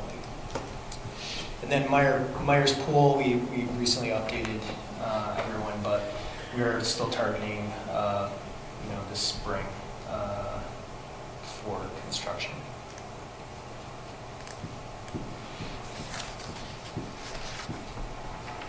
Oh, there's one more public safety. These are FY20 projects. So one marked Ford Explorer replacement, and then we are also working. We just put out an RFP actually for this security camera upgrades for the downtown, the police department, and we are looking at a phase 2, which would probably include the OCC and the parking garage. So these are the exterior cameras that capture street views and. Okay. Yeah, they're talking to the police chief. They're on their last leg, so we're soliciting quotes now. By phase 2, including OCC, do you mean in FY20 or after? FY21. We've got to do some legwork on OCC because it wouldn't be a direct replacement. We'd have to actually lay out the cameras and give some more data on what we need. Mm-hmm. Okay, we'll stop there for general fund CIP items. I know there were some previous discussions around security in general with the replacement for cameras. There's been also talk of whether it's panic buttons or whatever it might be. Is that work going to be ongoing and maybe included alongside this, or? So for OCC, yes, we've had some discussions specific to OCC. I know the library has some concerns, and then if we potentially move some staff to the OCC, we would want some more security, whether it be push buttons, but that would be potentially part of the project. Thank you. Just, thank you. That was very clear as to what the money was going towards. Thank you. So enterprise funds, water, sewer, parking. Start with water funds. So in general, we maintain approximately 21.7 miles of water main. We buy wholesale from Champlain Water District. So in effect, we basically are just, this covers the maintenance of our distribution system. We don't have a plant or storage facilities. So for FY19, projected revenue is $832,103. FY20, with assuming a 2.5% rate increase, and that is mainly to cover the cost of these upcoming capital projects, we're looking at potentially $852,150 on the revenue side. And then expenses, projected $755,549. We have reduced the expenses for FY20, which allows us to kind of push more money to the capital project side. So that will give us $93,365 towards those Main Street project and potentially Hickok water main replacement work. So a general overview again. As you can see, the big item here is just the bulk wholesale water purchase from CWD. And then what's included, as I mentioned, we're looking, as discussed during the Main Street project, potentially a 2.5% rate increase. And then we've also included the Hickok Street water main replacement as part of this FY20 project. So general overview of the revenues, as you can see, mainly from water charges, metered water charges. So we are looking at potentially, a $20,000 increase from metered water sales with that rate increase.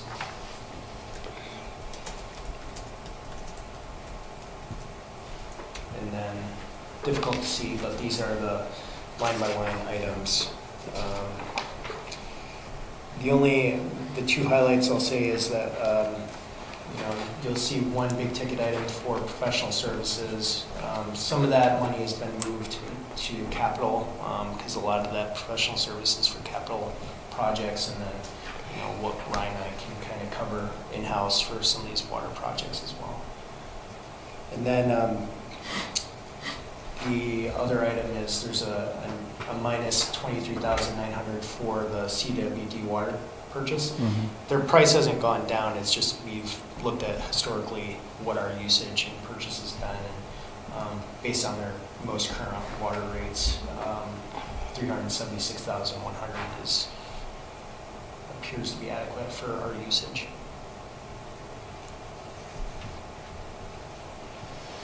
So getting into the water fund CIP, similar to general fund, we broke it down the same. The asset types are supply, so we do pay debt on an allocation for Champlain Water District owned tanks that are up at Water Tower Hill in Colchester. And then of course our distribution system, our vehicles that we use, meters, and then any planning for capital projects. So for FY20, we do have Hickok Street water main replacement and hydrants and valve replacements. So hydrants and valves, we typically do some annual replacements, but we push them to capital because they rise to the threshold of the capital requirements and allows us to track a little bit better. And then, of course, we have the Main Street project potentially coming up in design phase. So this, again, is just kind of general overview. So this includes the potential rate increase you'll see on the revenue side. So what we've done is we've shown a projection of, if we increase rates by 2.5%, 3.5% towards the later part of the 5-year cycle, where does that get us with our proposed and existing debt? Because ultimately what we're trying to do is eliminate the pull from the reserve fund allocations, which is on the bottom line of that second kind of block. So, FY20, we're looking at pulling $30,000 out of reserve funds to meet our capital requirements. But as debt starts to pile on because of Hickok, Main Street, we're going to have to potentially pull from that reserve fund to meet our debt obligations. So, what's the appropriate rate to kind of wean us off that reserve fund pull? And in this scenario, we're looking at, potentially FY27, we would stop pulling from reserve funds with that 3.5% rate increase. So would that, the rate increase, would it be each year through FY27? Correct, 3.5. Yep, projecting out 3.5%. And obviously that's up to you all, like what level of rate increase you'd like to see. What we looked at in thinking about this rate increase, and John can talk more about where this leaves us in comparison to other communities, is from a philosophical perspective, the city's really been using reserves to fund capital and not increasing rates to build in that capacity to fund capital, and so we're trying to get away from that. But when you look at the rate history since the late 90s, what you see is several kind of spikes and dips. So for example, we haven't seen a rate increase since 2012 in Winooski, but I believe the rate increase the year prior was 17%. So the city would hold the rates stable for several years and then have a massive jump rather than kind of consistent steps up.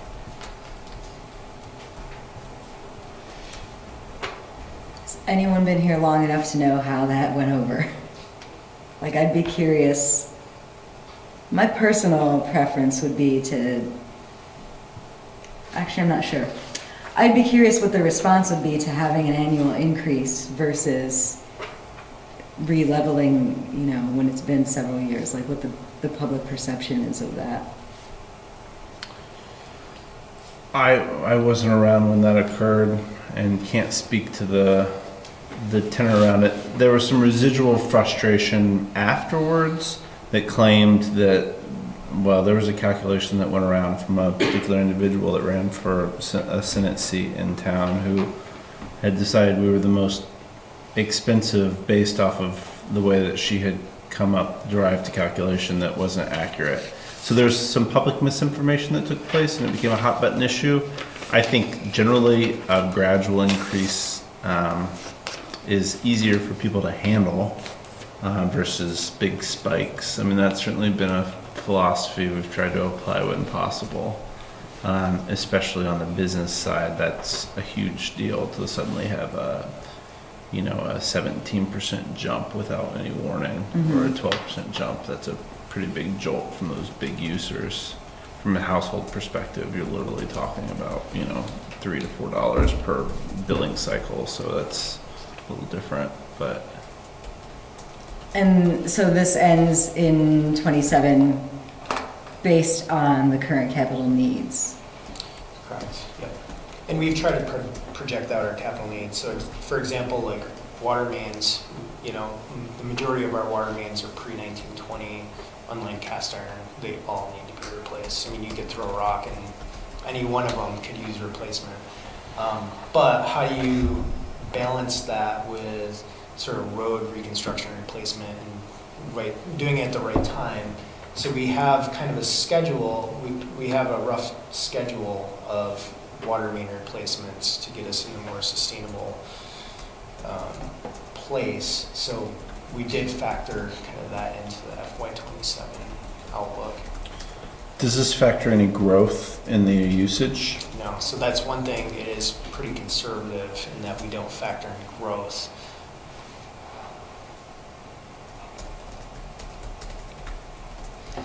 I think that's like a key part of communicating this change. So making sure people understand that the rate is not increasing just this year, but that having it increasing steadily over several years avoids eventually having to do another unexpected large jump. Yeah. Well, what we have the capacity to say is that's our recommendation. Right. You know, and that's the path that we're trying to set people down versus trying to upfront the entire debt capacity off of a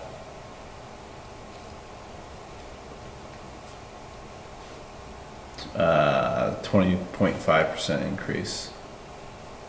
Wait, no, 15.5. You know what? I'm not going to try to do math right now. Something significant. But the flip side of that also is in, you know, kind of the affordability conversation we've been having in general. There are a couple of ways to keep communities affordable. One of those is to look at strategic growth. And as you have more users on the system, there's a possibility that we could mitigate some of those out-year increases just based on, you know, the water equivalent of grand list growth. And that's where the nuanced piece will come in future budget presentations, is to really compare the revenue as to what the plan here is versus what actually happens. Because if revenue spikes due to a couple big projects coming out of a brewery, for example, you know, but also capacity reserve, I just want to flag that issue. That's something that their councils before this one spent a lot of time and energy on, and it set our community up for success in the long term. And I think that's going to have to be another conversation, from what I saw, relatively soon about what our future water capacity looks like, because we made a pretty big investment 6 years ago in the water hill tower. But that piece too, from a saving standpoint, is just something to flag for people. Yeah, I will say that is one thing. You know, a community that I used to work in, coming in, they were bumping up against their capacity threshold, and it's really difficult because you're trying to bring development in, and then you're saying, yeah, we don't have enough water, sorry, you know. So whoever was looking ahead like that did a really good job, because I mean, as it is right now, we're pretty comfortable with our capacity, but you know, Eric and I have discussed, you know, potentially looking at doing some modeling to see what that's going to shake out to be in a couple of years. Mm-hmm.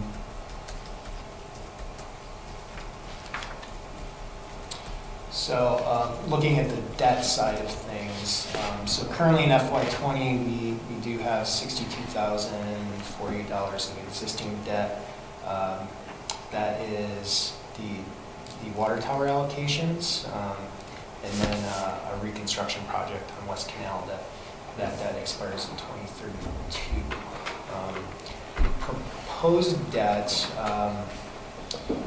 So on it's mainly on the distribution side. So we do have Main Street.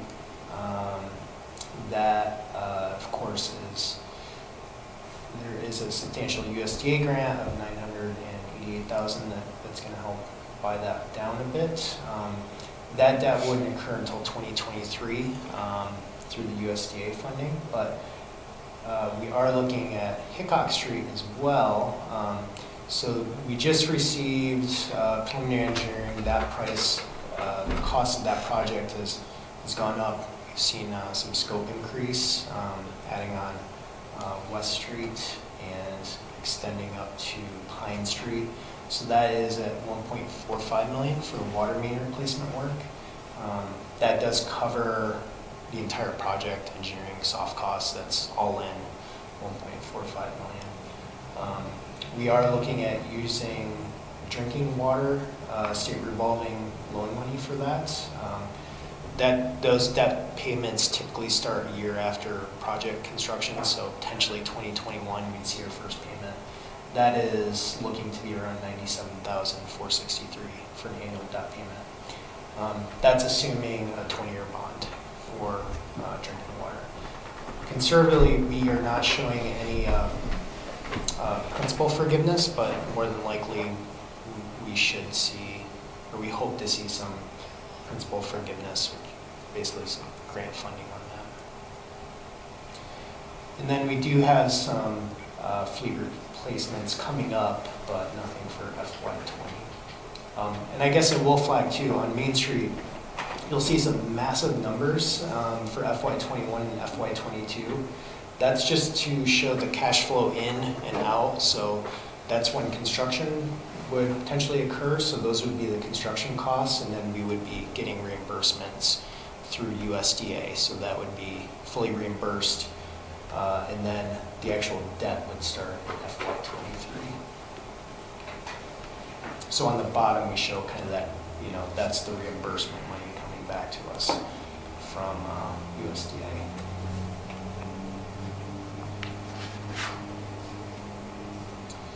And then the capital expense side, again, these are non-financed items, so smaller things like hydrant replacements and valves and meters, and some small fleet pickups. That's what we are currently looking at. So we have a full fleet replacement schedule that, that's where the fleet piece comes from. So when I was talking about the kind of capital planning too, the next street that we're looking at water main replacement is LeClaire Street. So we'd be looking to start teeing that up in FY23 potentially, start getting that project sort of scoped out and get some pricing on it.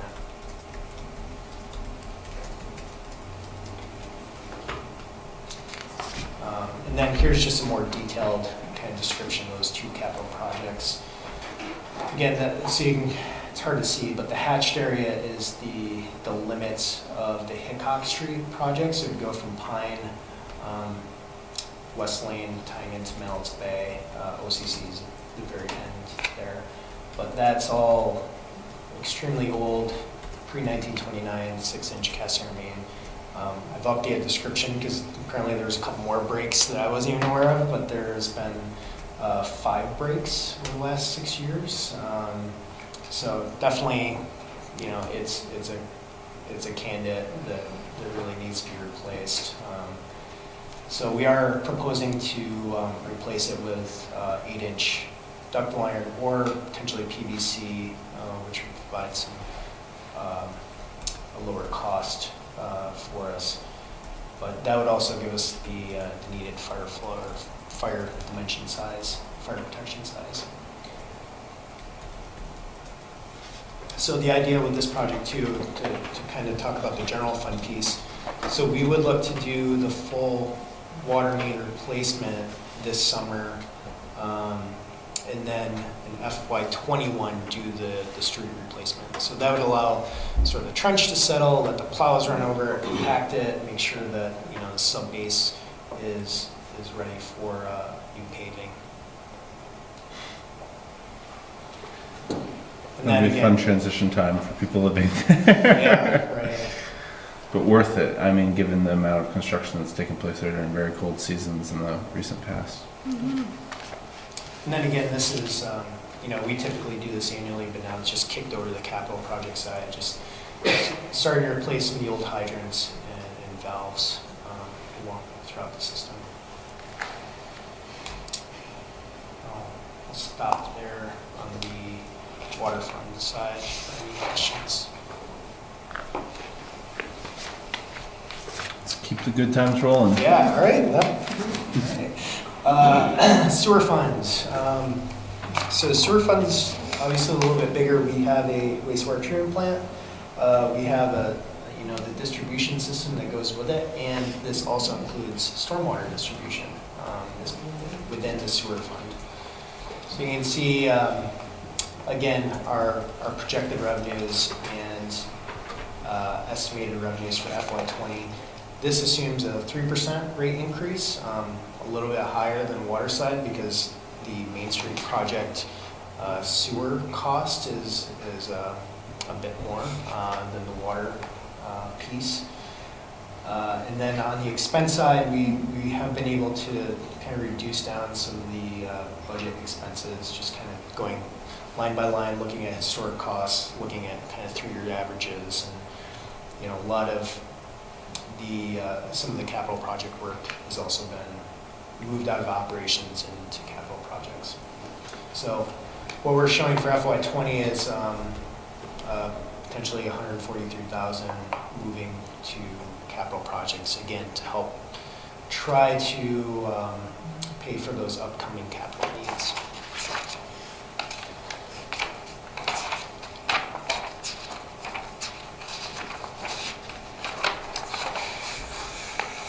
So just again, a quick overview. On the sewer side, most of our budget's on the salary benefits portion. Next significant piece would be the biosolids. So I won't get into what biosolids are, but it's very expensive to basically Burlington collects our biosolids, dewaters them, and then landfills them. So it's a pretty significant portion of our operation cost. And again, what we're looking at is 3% rate increase, and then on the capital side, a proposed street sweeper, which they're very expensive, which I'll get into a detailed kind of overview of that. Again, a revenue outlook. So as you can see again, our sewer service charge is the main revenue generator. So we also do have an expansion in aid revenue piece that comes in from new developments, and that is earmarked for capital projects that increases capacity. So we've typically used that funding for slip lining or some kind of treatment plant upgrades. So we typically don't budget for that because we don't. Sometimes It's we just so don't have the sporadic to know what's going to come in for development and what they're going to propose. The use for restaurant versus residential is very different. So for FY20, again, we're looking at potentially $38,000 increase in revenue with the rate increase. And then I won't go line by line, but just highlight some of the bigger ones. So we have reduced professional services down, so that's going to capital by 22,000. This is basically going line by line, looking at actual expenses over a 3-year period.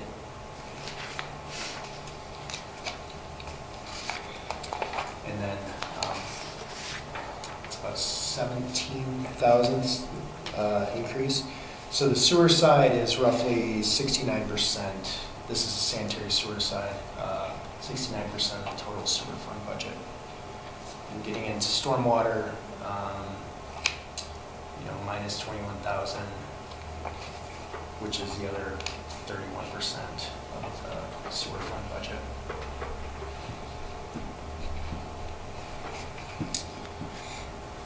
And that brings us to the CIP side. Same breakdown as the other two funds. Asset categories, treatment plant, distribution system, both sanitary and storm, and then fleet, and then any capital planning. So for FY20, we've got enough projects going on, so big projects. So we're looking at 2 kind of smaller projects for FY20, a building roof replacement at the treatment plant and a fleet replacement. So again, general overview. And similar to water fund, we're trying to basically wean off that reserve fund allocation by increasing the rates, and especially given, you'll see above the capital fund sort of expenses, the total additional debt that would be coming online, and that's Main Street well, that's Main Street, and the Headworks project mainly. We're looking at going from 66,000 in FY20 to potentially 344,000 at the end of the 5-year cycle. And then I'll show you the detailed breakout of that.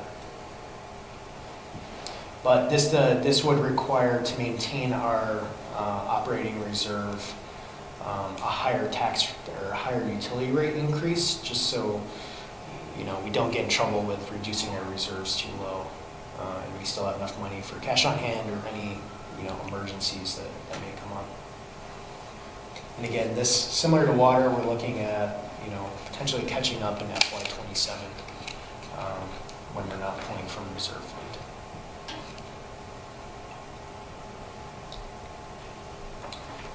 This is just the overview of existing debt. So you can see we've got one bond coming offline in 2020, the clarifier upgrades, the 60,000. But then we also have the garage, the recently completed garage that is starting after 2019, that $250,000 project.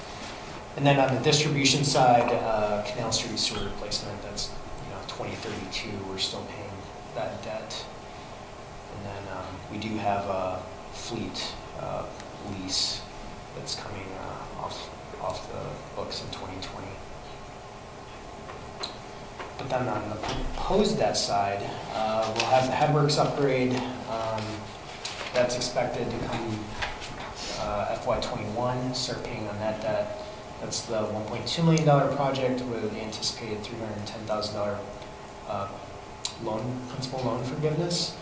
And then the Main Street project, the proposed debt on that, the estimated debt's $3.8 million, $388.55 million, starting in 2023. So that's $193,000.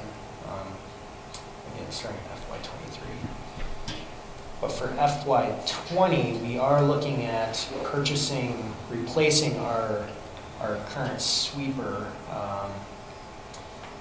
which is in the sewer fund, given the stormwater sort of component to it. That is a $295,000 piece of equipment, and it's usually a pretty short-term loan. So 5 years is what we're looking at for lease, which makes it that unfortunately pretty significant. It's a $66,000 annual amount. And then we do have a couple other pieces of fleet coming up in the next few years. But for FY20, we're just looking at that sweeper for new debt. And then this looks super basic, but there is a lot of detail kind of behind, useful life of pumps at the treatment plant and a whole breakdown, but this is just sort of the general, what we're looking at, replacement in the coming years.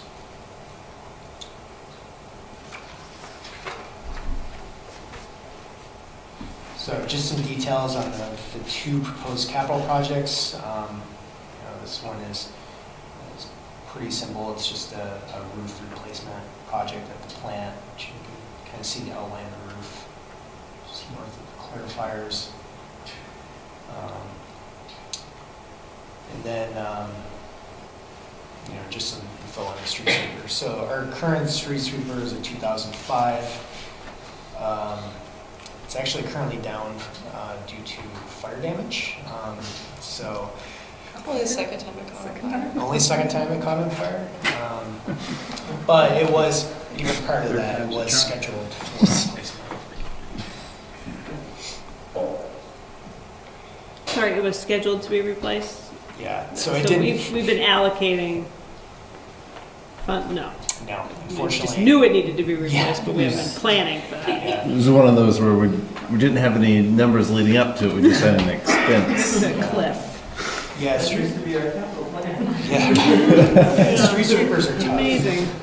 You only get like 6 years out of them. I mean, they they lead a hard life. The existing street sweeper was purchased with an EPA grant. Lead one. Yes, I'm sorry? The existing street sweeper was purchased with an EPA grant that we had through the Champlain Water District. Yeah, I said that is one of the street sweepers are what USDA and the EPA have grants. So And we had a stormwater assistance grant. Yeah, we have, I know our utility managers reached out to try to kind of procure that same grant. And EPA didn't sound like EPA had any availability, but maybe we'll check. Hit up USDA if they ever reopen. All right. Okay, final. Emerging issues. So these are just some bullets. I won't go through them all, but just some things that we're thinking ahead on as we continue to kind of refine the CIP and just look at other operations. So we hit on a few of these: Emerald Ash Borer threat, continuing to inventory assets and refine the CIP, and then trying to find potentially some additional grant funding for that general fund portion of Main Street, trying to make that a little bit more economically feasible. One thing that I'll probably be continuing to talk about is looking at our road pavement replacement program. One of the things I've seen is we probably in the future will need to start putting some more money to get our roads in a more sustainable condition. So, maybe TIF expires, kind of building a tailored program to make that work. On the water fund side, trying to look at a sustainable program to replace our water mains and try to find some funding to help us out with that. And then creating a meter replacement program to making sure we're capturing all the revenue and making sure we're replacing meters, as a 19-year schedule. Currently, it's kind of ad hoc. And then any new regulations that may be impacting us on both water and sewer fund side. And then, of course, phosphorus control is kind of the big thing right now on the sewer fund, stormwater and sanitary sewer. And then on Hickok Street, we are currently looking at, obviously the main concern is the water main, but investigating that sanitary and stormwater sewer line to make sure that, if that needs replacement, we're doing that appropriately at the right time. Or maybe we can get by with a slip lining, and that's going to give us the longevity we need out of that. So we have to really button that up before the end of this month and make sure we capture that. And that's all I have. Yeah. 57 slides later. That's all I have. So I want to go back to the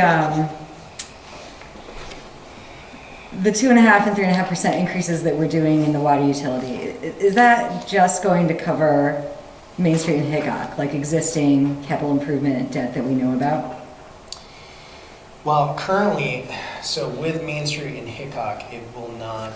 Well, it doesn't cover the debt, right? Yeah. But like that's where that number is coming from, is to support those two projects. Correct. Yeah. But we don't know what's coming in the future. We have many old water mains that potentially need work.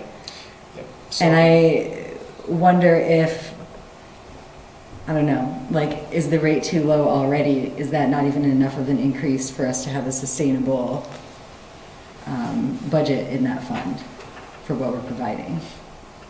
Yeah, so I will say on the water side, I mean, we're below a lot of our surrounding municipalities, but we're getting close to that sort of median level, I guess. I think on the sewer fund side, we are quite a bit lower than a lot of our other surrounding municipalities. And some of those surrounding municipalities also have a separate stormwater utility fee, which even decreases kind of what our rate is. So with the water main work,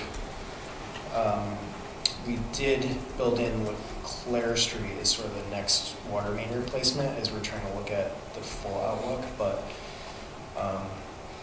yeah, I mean, there might be mains that pop up that all of a sudden we're having a ton of breaks on that we've got to get after.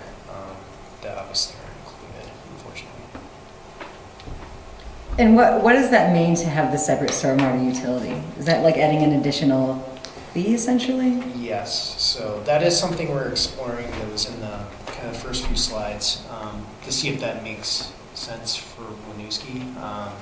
So it would be, there's a couple different ways you can kind of utilize the rate. So you can do it on pervious coverage. So say like your lot is X amount pervious, then there's a fee for that, or there's a base rate for residential and commercial. But that would, most communities around us are using it, and there's a lot of new stormwater regulations that helps offset. So one of the things they'll be seeing coming up is the UPWP. I'll say a few things about that. Yeah, so as part of the UPWP, the Uniform Work Plan, yeah. Thank you.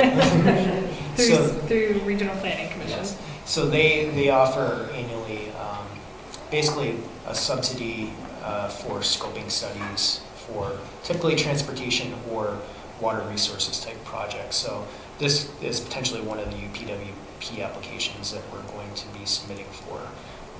One of the other things we're going to be submitting for is an inventory of our stormwater system. So, we need to know what we actually have as an asset, because we have a map showing kind of our pipes, and we don't know what size they are, we don't know what slopes they are.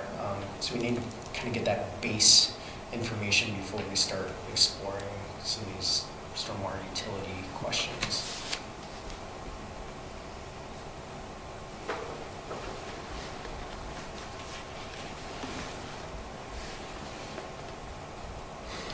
I have to say, I feel like this feels very thorough and proactive, and that there's a logic to it. So I appreciate all the work that you did to get us to this place. Yeah, I think the difficult trek ahead is the reality that debt's being put in place that's going to keep the rate on an upward trajectory and your reserves on a downward trajectory simultaneously, which invites risk. And that's the part of this that's the most, the most challenging. And I think that's where it comes back to this concept that we're doing a specified allocation of funding currently from the TIF district to carry a portion of the debt service related to specifically Main Street. And I think that's going to be the community's challenge over the next couple of years, is to look at this plan, look at these budgets, look at the comprehensive CIP plan, and really make thoughtful decisions about how to utilize those funds.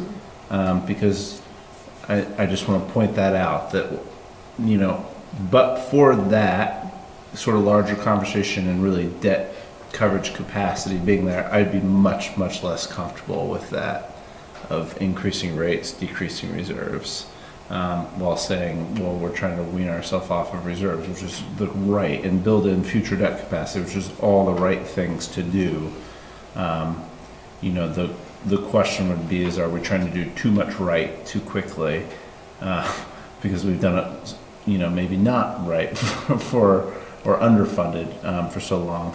But I just want to flag that as what I think is really the big paramount conversation that comes sort of next, that's very related to this. I think I can sort of hold my nose to that issue, look the other way, because there's an understanding that it might take a recalibration of the way that debt's being serviced, and it might require more of an appropriation from the TIF towards just general needs across these funds to help offset that impact, and the capital strain specifically.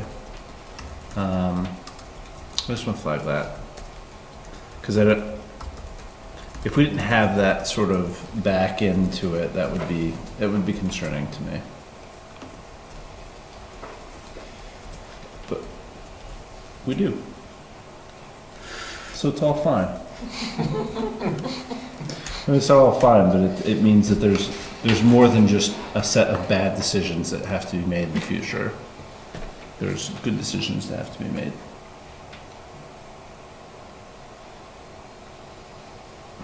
I want to make that comment because this is, you know, if I looked at this as without that context from a public perspective, I would say, well, wait a second, hold on. Let me understand what that is. I also think that getting to the point where we can financially express, I know I would appreciate that going into the budget season, financially express what the impact for typical usage of a household might look like would be a very helpful tool to discuss this with the public. What does a 3 or 4% increase look like on either of the funds, water and sewer side? So that we could say to them, you know, on your quarterly billing, this is what that will look like. This is how it will be expressed, and this is what you could expect one year and what you could expect next year. We'll respond well to that.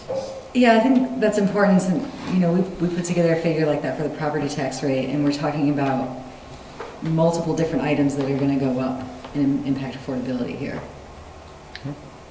Mm-hmm.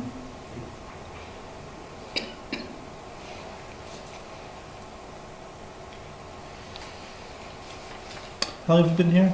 10 months? Yeah, 10 months.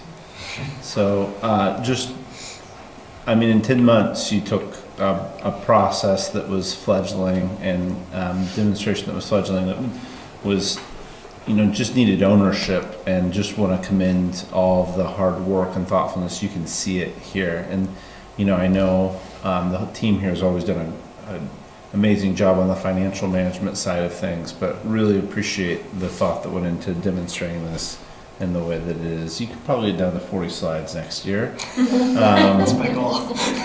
But in seriousness, it's really, really impressive. And really the past 3 meetings, we've seen really, really impressive work from you and the team. So thank you very much, because I know that where this is versus where it was 7 years ago in terms of being able to understand it, and just seeing a bunch of, as you said, cliffs, where there's like, well, we'll have to figure that number out when we get there, which we're still there, but this is much more coherent and much more forward-looking, proactive. Thank you. Thank you all for taking the time to dive into it too. It's a lot of information. Yeah, I forgot to mention in my update that I met with John on Friday to look at it in depth, and as he mentioned, many spreadsheets involved. It was very impressive. It's a lot of information to take in. Yeah. Door's always open if you want to come in with spreadsheets. Other questions, comments, concerns? So in the packet are these resolutions and then the ballot Yes. language? So those are, thank you for reminding us of that. So the 2 bond votes contemplated in John's presentation are the garage bond vote and the Hickok bond vote. So we've been working with bond counsel, our lawyers, to get these documents ready.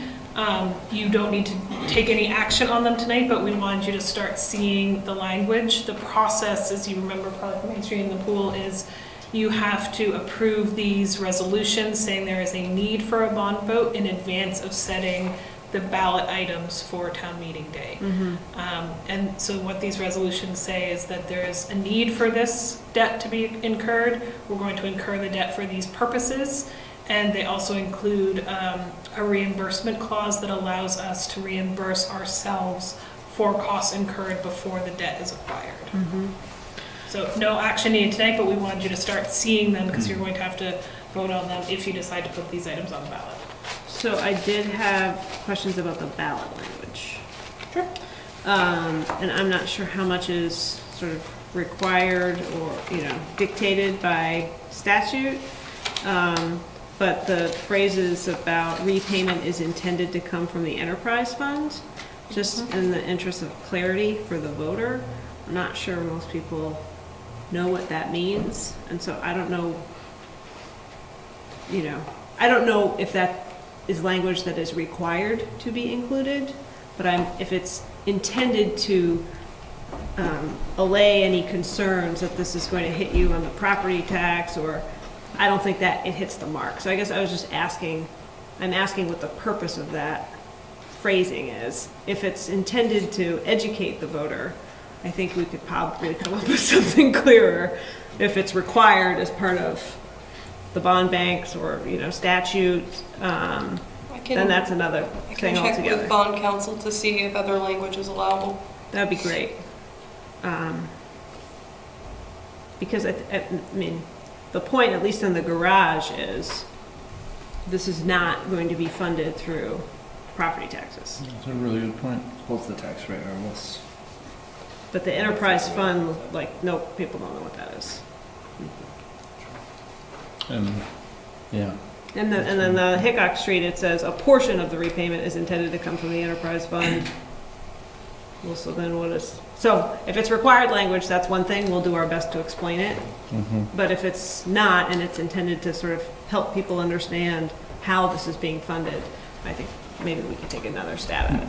And maybe well, just you guys do it the way you want to do it, but since it's an attorney, maybe the attorney wrote it, maybe you send them language and say, this is what we would like to put. I mean, I think back to Nicole's point, because it's probably somebody just trying to write very functional, clear legal definition that can't be challenged. And That's a great point. I mean, we'll talk with Tom and see what's the best language we can put forward. I think the reality is because we get our bonding through the bond bank, if in larger cities, that language is very important because it dictates the repayment mechanism and it locks the city into that. Because of how we do it, technically all of our bonds are general obligation bonds. Right. Yeah. So in theory, we are going with the full faith and backing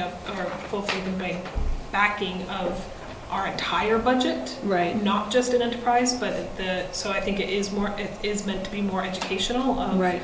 The intent is to not use property tax dollars, but ultimately, At the end of the day, we're on the hook for it. Exactly. But the plan is to not have it be coming. I So we can can see if we can substitute water fees or parking fees Yeah. for enterprise fund.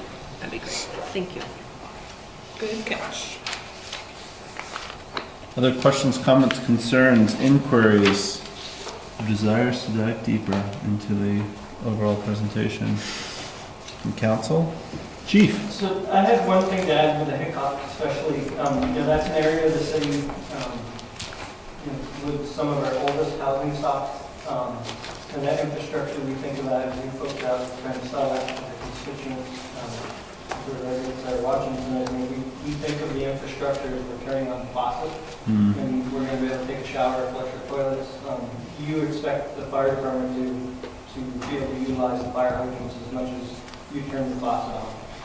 And that is a stretch of the city that is, during this time of year when we've gone from 38 degrees to 5 degrees this morning, that is on the throws flags for us.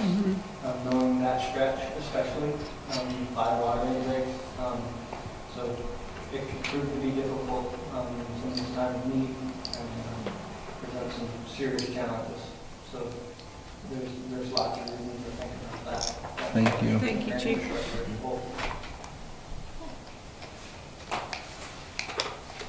Other questions, comments, thoughts from the public? Anything else from council? Seeing and hearing none, thank you very much. Appreciate it. Thanks for your time. Thank you. Thanks. 2-minute break time? Yep, so request for a 2-minute recess, so we'll reconvene at 8:33.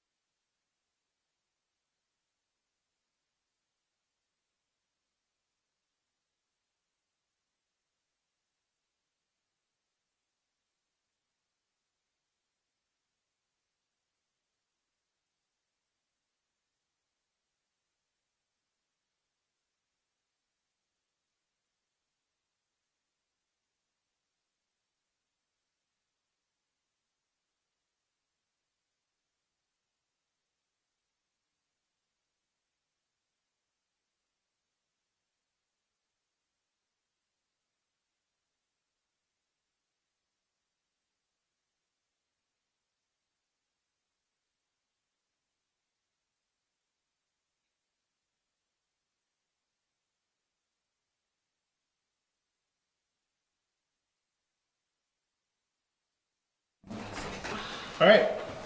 So being 8:34, we'll reconvene the meeting and we'll pick up our agenda where we left off. Next up tonight is consideration of resolution establishing the Housing Trust Fund.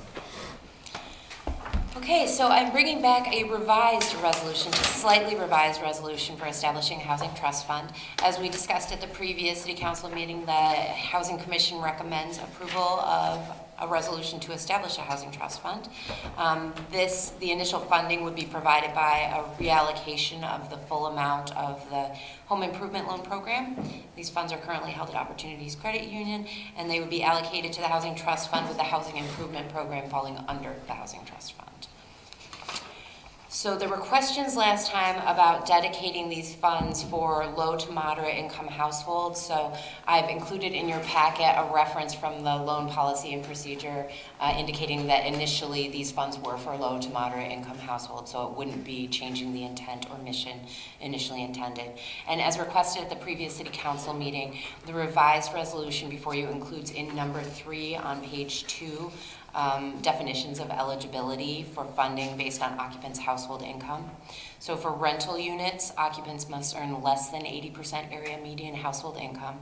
And for home ownership assistant, occupants must earn less than 120% area median income. And those are based on census data.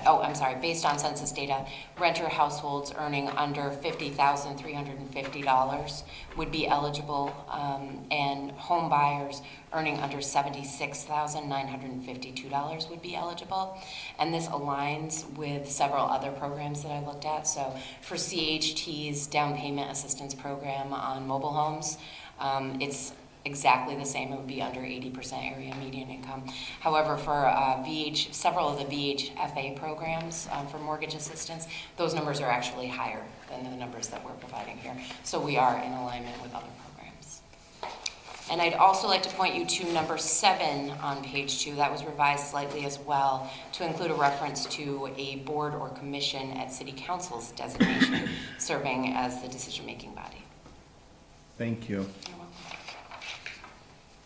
So I think in looking at the notes from before last meeting, I think I addressed all the questions. Are there concerns in regards to the response or any additional questions that were inspired by a reread? I guess what I'm interested in how the funds, and I know the Housing Commission has talked about this, having sort of 2 purposes within the Housing Trust Fund, one for home ownership. Down payment assistance, yeah. Rental housing. And so we're creating the Housing Trust Fund, but the funds that we're putting into it are still going to be dedicated to home improvement. Well, so when it says, I'm looking at number 5. Yeah. The Housing Improvement Loan Program shall continue to serve its intended purpose of providing loans to low to moderate for home improvements. So what we'd be doing is taking a portion, so it wouldn't be the full amount of the funds would be going to home improvements, but a portion would still be available to go to home improvements.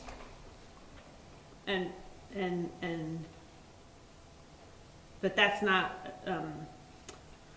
addressed here in terms of what proportion.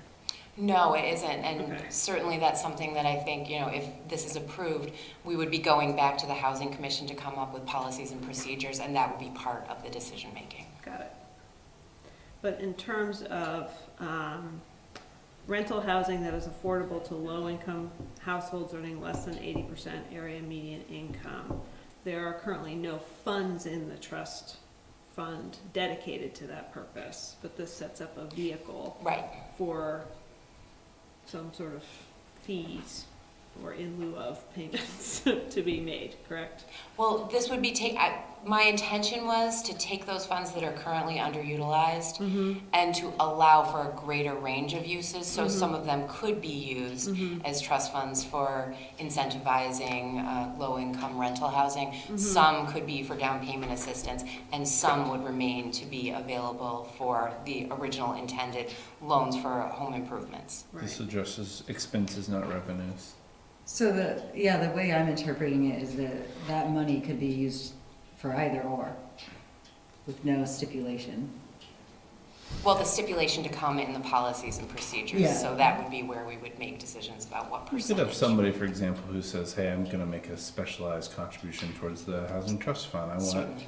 $90,000, but I want it to go only towards the homeownership portion. And you could say, and the nice thing is lending institutions can bifurcate that money if it needs to in a more formal manner on set-asides.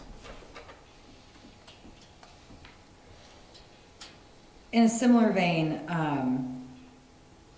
where the majority of the parameters are not outlined here, they come later. Right. We've established in number 3, the income threshold, and then that 30% limit is like an evaluation method to make sure what they're getting into is That's feasible. the affordability measure. Yeah, Yes. okay.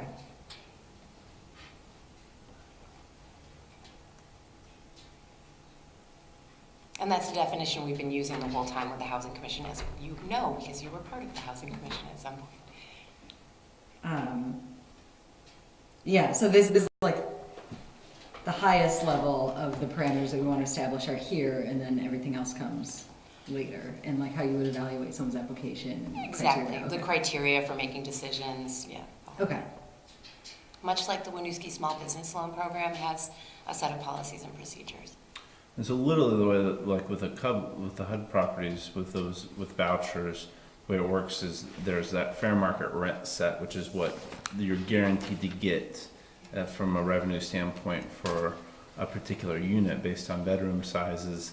And then they'll take a tenant that qualifies, and the tenant, then it's a 30% calculation, they contribute that, then HUD fills the gap between the two, and that's how the project, that's why that 30% number kicks in Gotcha. in relation to fair market rents.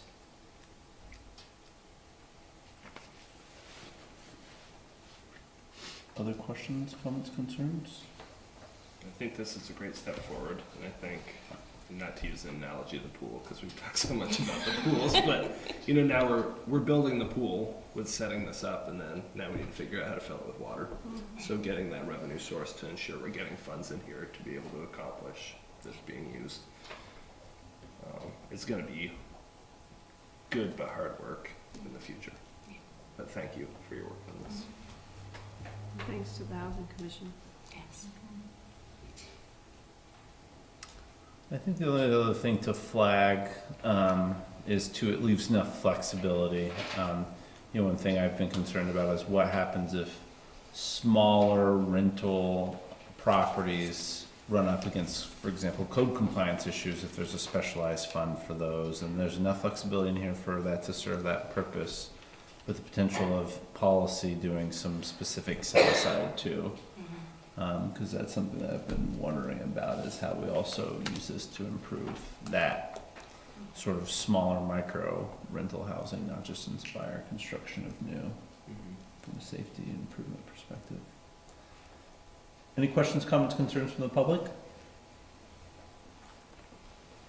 So seeing and hearing none, this is on as a discussion and potential approval item. Sounds like may be able to entertain a motion in regards to the resolution establishing a housing trust fund. So moved. Second. Motion by Nicole, second by Eric. Any further discussion?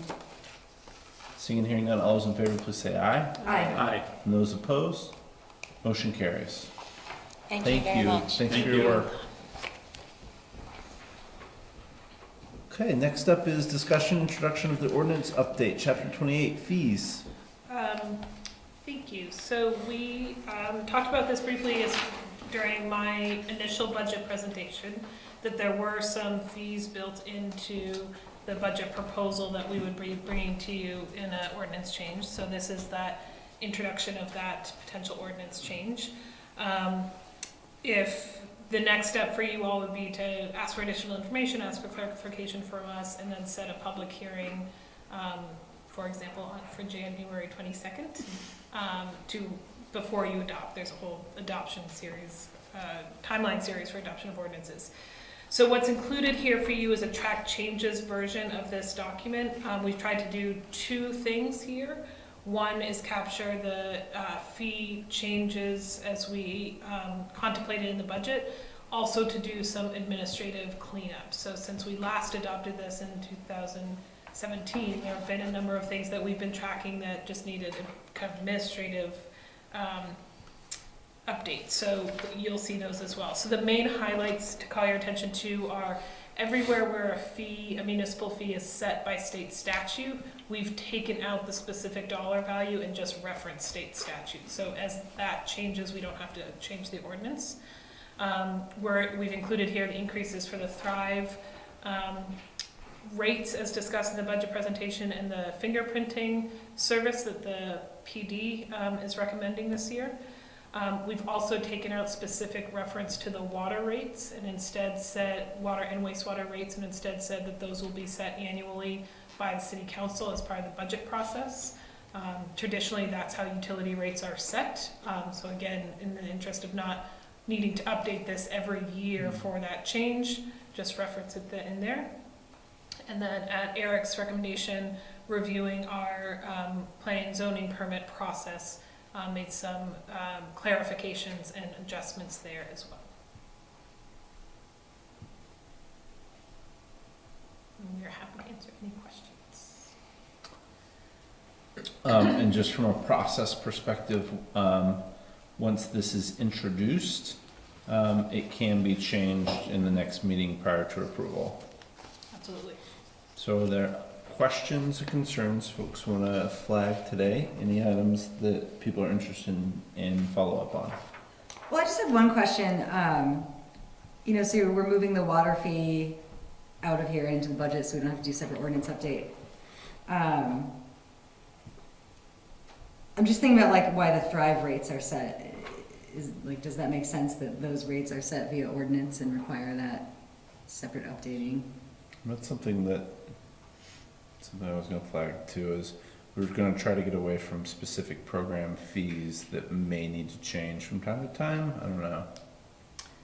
So the same question. So technically, per our charter, you are required to set rates. So we can't, we would need to do a charter change if we were going to move away from you having to establish the rate for all community services programming, for example. That's the reason historically we've done those by resolution, not by ordinance, so we don't have to go through the whole ordinance process. We certainly could, for Thrive, do the same, or we could mirror the process for the water and wastewater rates and just say you'll set those as part of the budget process. That's certainly acceptable. We haven't thought about that because we had a finite recommendation, but we could absolutely do that. Something that's how I was thinking about it, like for the programs, if it makes sense for a different method for you. Yeah, I think candidly, I would be happy to not have to do every program through ordinance or resolution. I think that's tricky. Every time we go back alternative price. And I think Thrive had been there traditionally because it was mirroring state subsidy rates. So it was easier to tie that language to a state rate, but because we're making some adjustments, it may be better to look at a resolution approach, but again, we're open to either approach. Let's also put that in our charter parking lot of issues.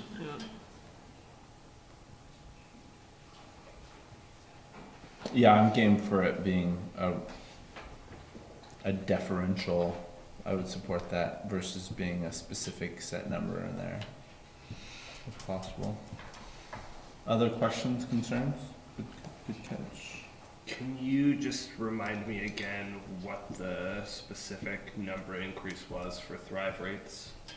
Yeah, so for the after-school program, it went from $70 a week to $75, so $1 a day. And then for summer, it went from 30 to 140, so $2 a day for the summer program. And we made some adjustments around the partial subsidy, families and the way we work with those finances that are reflected in there as well. But the rate that we're charging for people again is went up $1 a day for after-school, $2 a day for summer. Thank you. So to progress this, the proposal, the ordinance update could be introduced with the request that a hearing date be set for the 22nd, and at that time those adjustments could be noted prior to approval, if that's something that the council is approving of. This would also give you an opportunity to ask additional questions in the meantime and bring up any other new items during that hearing. Can I make that motion? Let me just ask, any questions, concerns from the public? I would actually, we just need somebody to introduce it, right? To volunteer to introduce it. Councilor Mace has offered to introduce this. Councilor Mace, would you like a January the 2nd hearing date? The 22nd, indeed. That would work best for me. Wonderful. Schedule. Okay. Any questions or concerns? Right, so hearing none, this is henceforth introduced. Thank you. Thanks for the work on that. FY20 Community Services Reserves. So just as Ray's coming up here, both of these next two items were requests for additional information during Ray's budget presentation, so the information is presented here.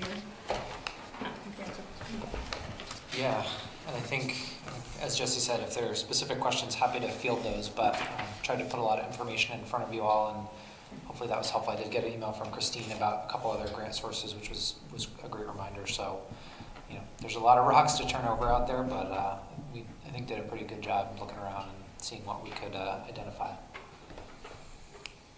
Thanks for flagging it and demonstrating, especially on the second item, the effort to do that. Just a great reminder for the public to see that too, that we do have our eyes open and head out and pivot. Yep. So I'm going to turn back and ask if there's specific questions on first the FY Community Services reserves. From that update item. Questions or concerns from council? So, the way I'm reading this, the reserves for community services have decreased by over a third over the last, well, this 5-year period that you've shown us. And I'm just wondering, you know, is that a cause for concern for you, and as you think about the long-term sustainability of the department? Is this just a rough 5-year period? You know, yeah, is it the community center that's really? I mean, Thrive. I think is it Thrive? I mean, yeah. I just this would raise concerns it does raise concerns for me. So I think a couple things I would say there is there were a few programs when I got here that were carrying pretty big reserves because they had been run in a very lean way. Mm-hmm. I'll use that term Mm-hmm. to stay politically correct. Meals program is a great example. That's a program that was carrying a $6,000 surplus when I started. I think it's fair to say the approach we've taken with the meals program in terms of meal quality and how we're getting food to kids is much different than at that point. So Mm-hmm. our margins have shifted quite a lot, and you see that tracking down. Mm-hmm. Thrive is another example where I think we've really shifted the way, from a program quality perspective, the way we're trying to do that work, and that costs more money. So I think that's another program where, again, the way we were doing things and the way we are doing things are different. I think to the betterment of the people accessing those services, but the cost has gone up. Mm-hmm. Does the trend concern me? I would say it's on my radar. I'm not concerned yet. I think we need to make some adjustments. I think we're trying to do that with Thrive. I think certainly looking at some grant funding, looking at some different ways to approach the recreation funding as well. But you know, I'm not troubled yet, but I think we are certainly needing to turn the curve back the other direction. But you know, I think overall having a nest egg of that amount in this type of programming is actually a pretty good place to be. And perhaps a little bit, my perspective coming from the nonprofit world, where you don't often have the luxury of that sort of reserve, is perhaps a different perspective to carry in. But I think we're in an okay place, and I think a lot of the investments we've made are the right ones. And rec, I think rec is an interesting model too, in that that's a program budget which is community services, that very first line. That's a misnomer, but that's our recreation program budget. That's an area where we're paying ourselves rent at the community center every year to $6,500. So that's a financial situation that we're in. We're trying to work through that, but that makes that budget's viability challenging. That's an extra $6,500 we've got to find through program fees every year. So, Right.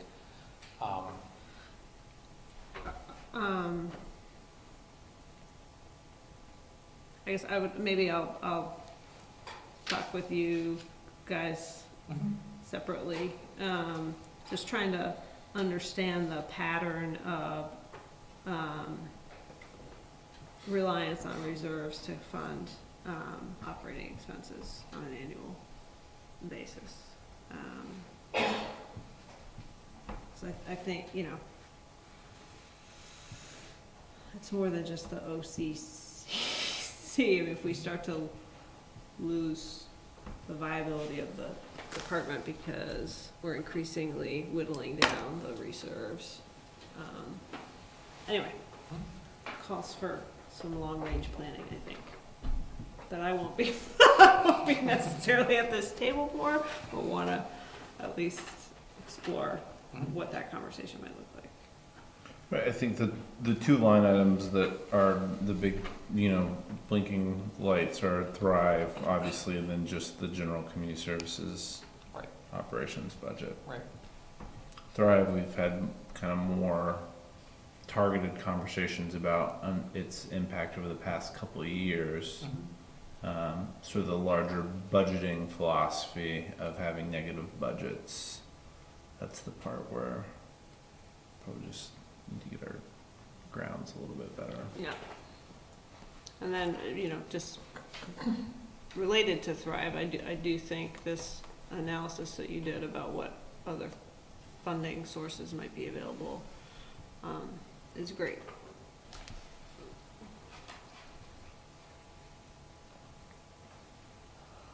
Other questions, comments, concerns regarding the reserves piece?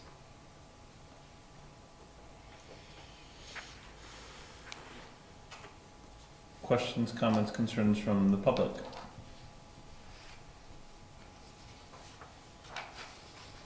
So seeing and hearing none, we'll pivot to the item on the update on the philanthropic funding opportunities. Questions, comments, concerns from council?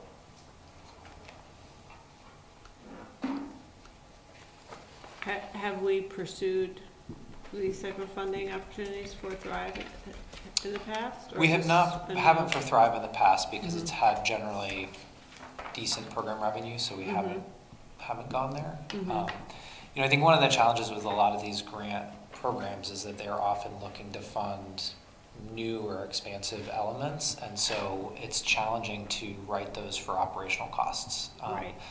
And I think certainly we've made some efforts to improve. We always want to add new things and innovate, but then many of these grants end up being 1, 2, at best 3-year cycles, and so you're then at the end of that 3-year period looking at either a cliff where you're needing to scale back services again, or some means by which you need to fund that gap that appears when the grant funding goes away. So it's an interesting game that you get into once you start writing grants to support kind of day-to-day services. You start to become reliant, and it's not a great place to be working from.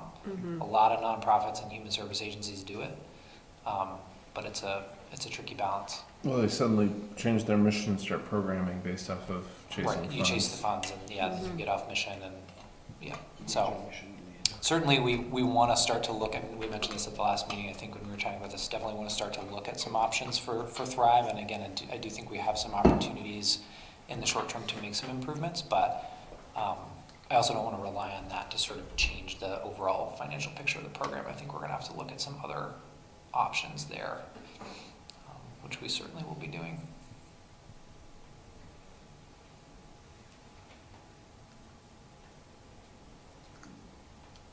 Other questions, comments, concerns from council in regards to the agenda on the philanthropic capacity that exists for community service program?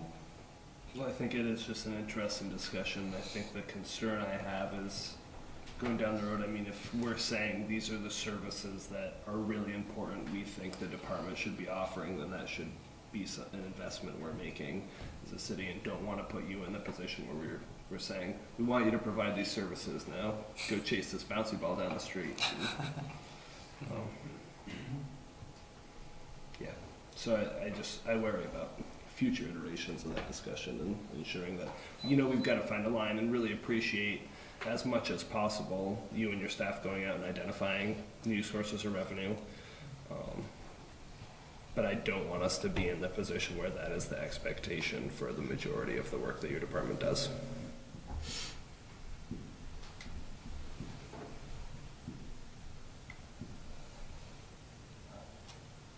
Other questions, comments, concerns? Questions, comments, and concerns from the public? Thank you. All right, thank you. So seeing and hearing none, that concludes tonight's regular agenda. I entertain a motion for adjournment. Second. Motion by Christine, second by Eric. Any further discussion? Seeing and hearing none, all those in favor, please say aye. Aye. And those opposed? Motion carries.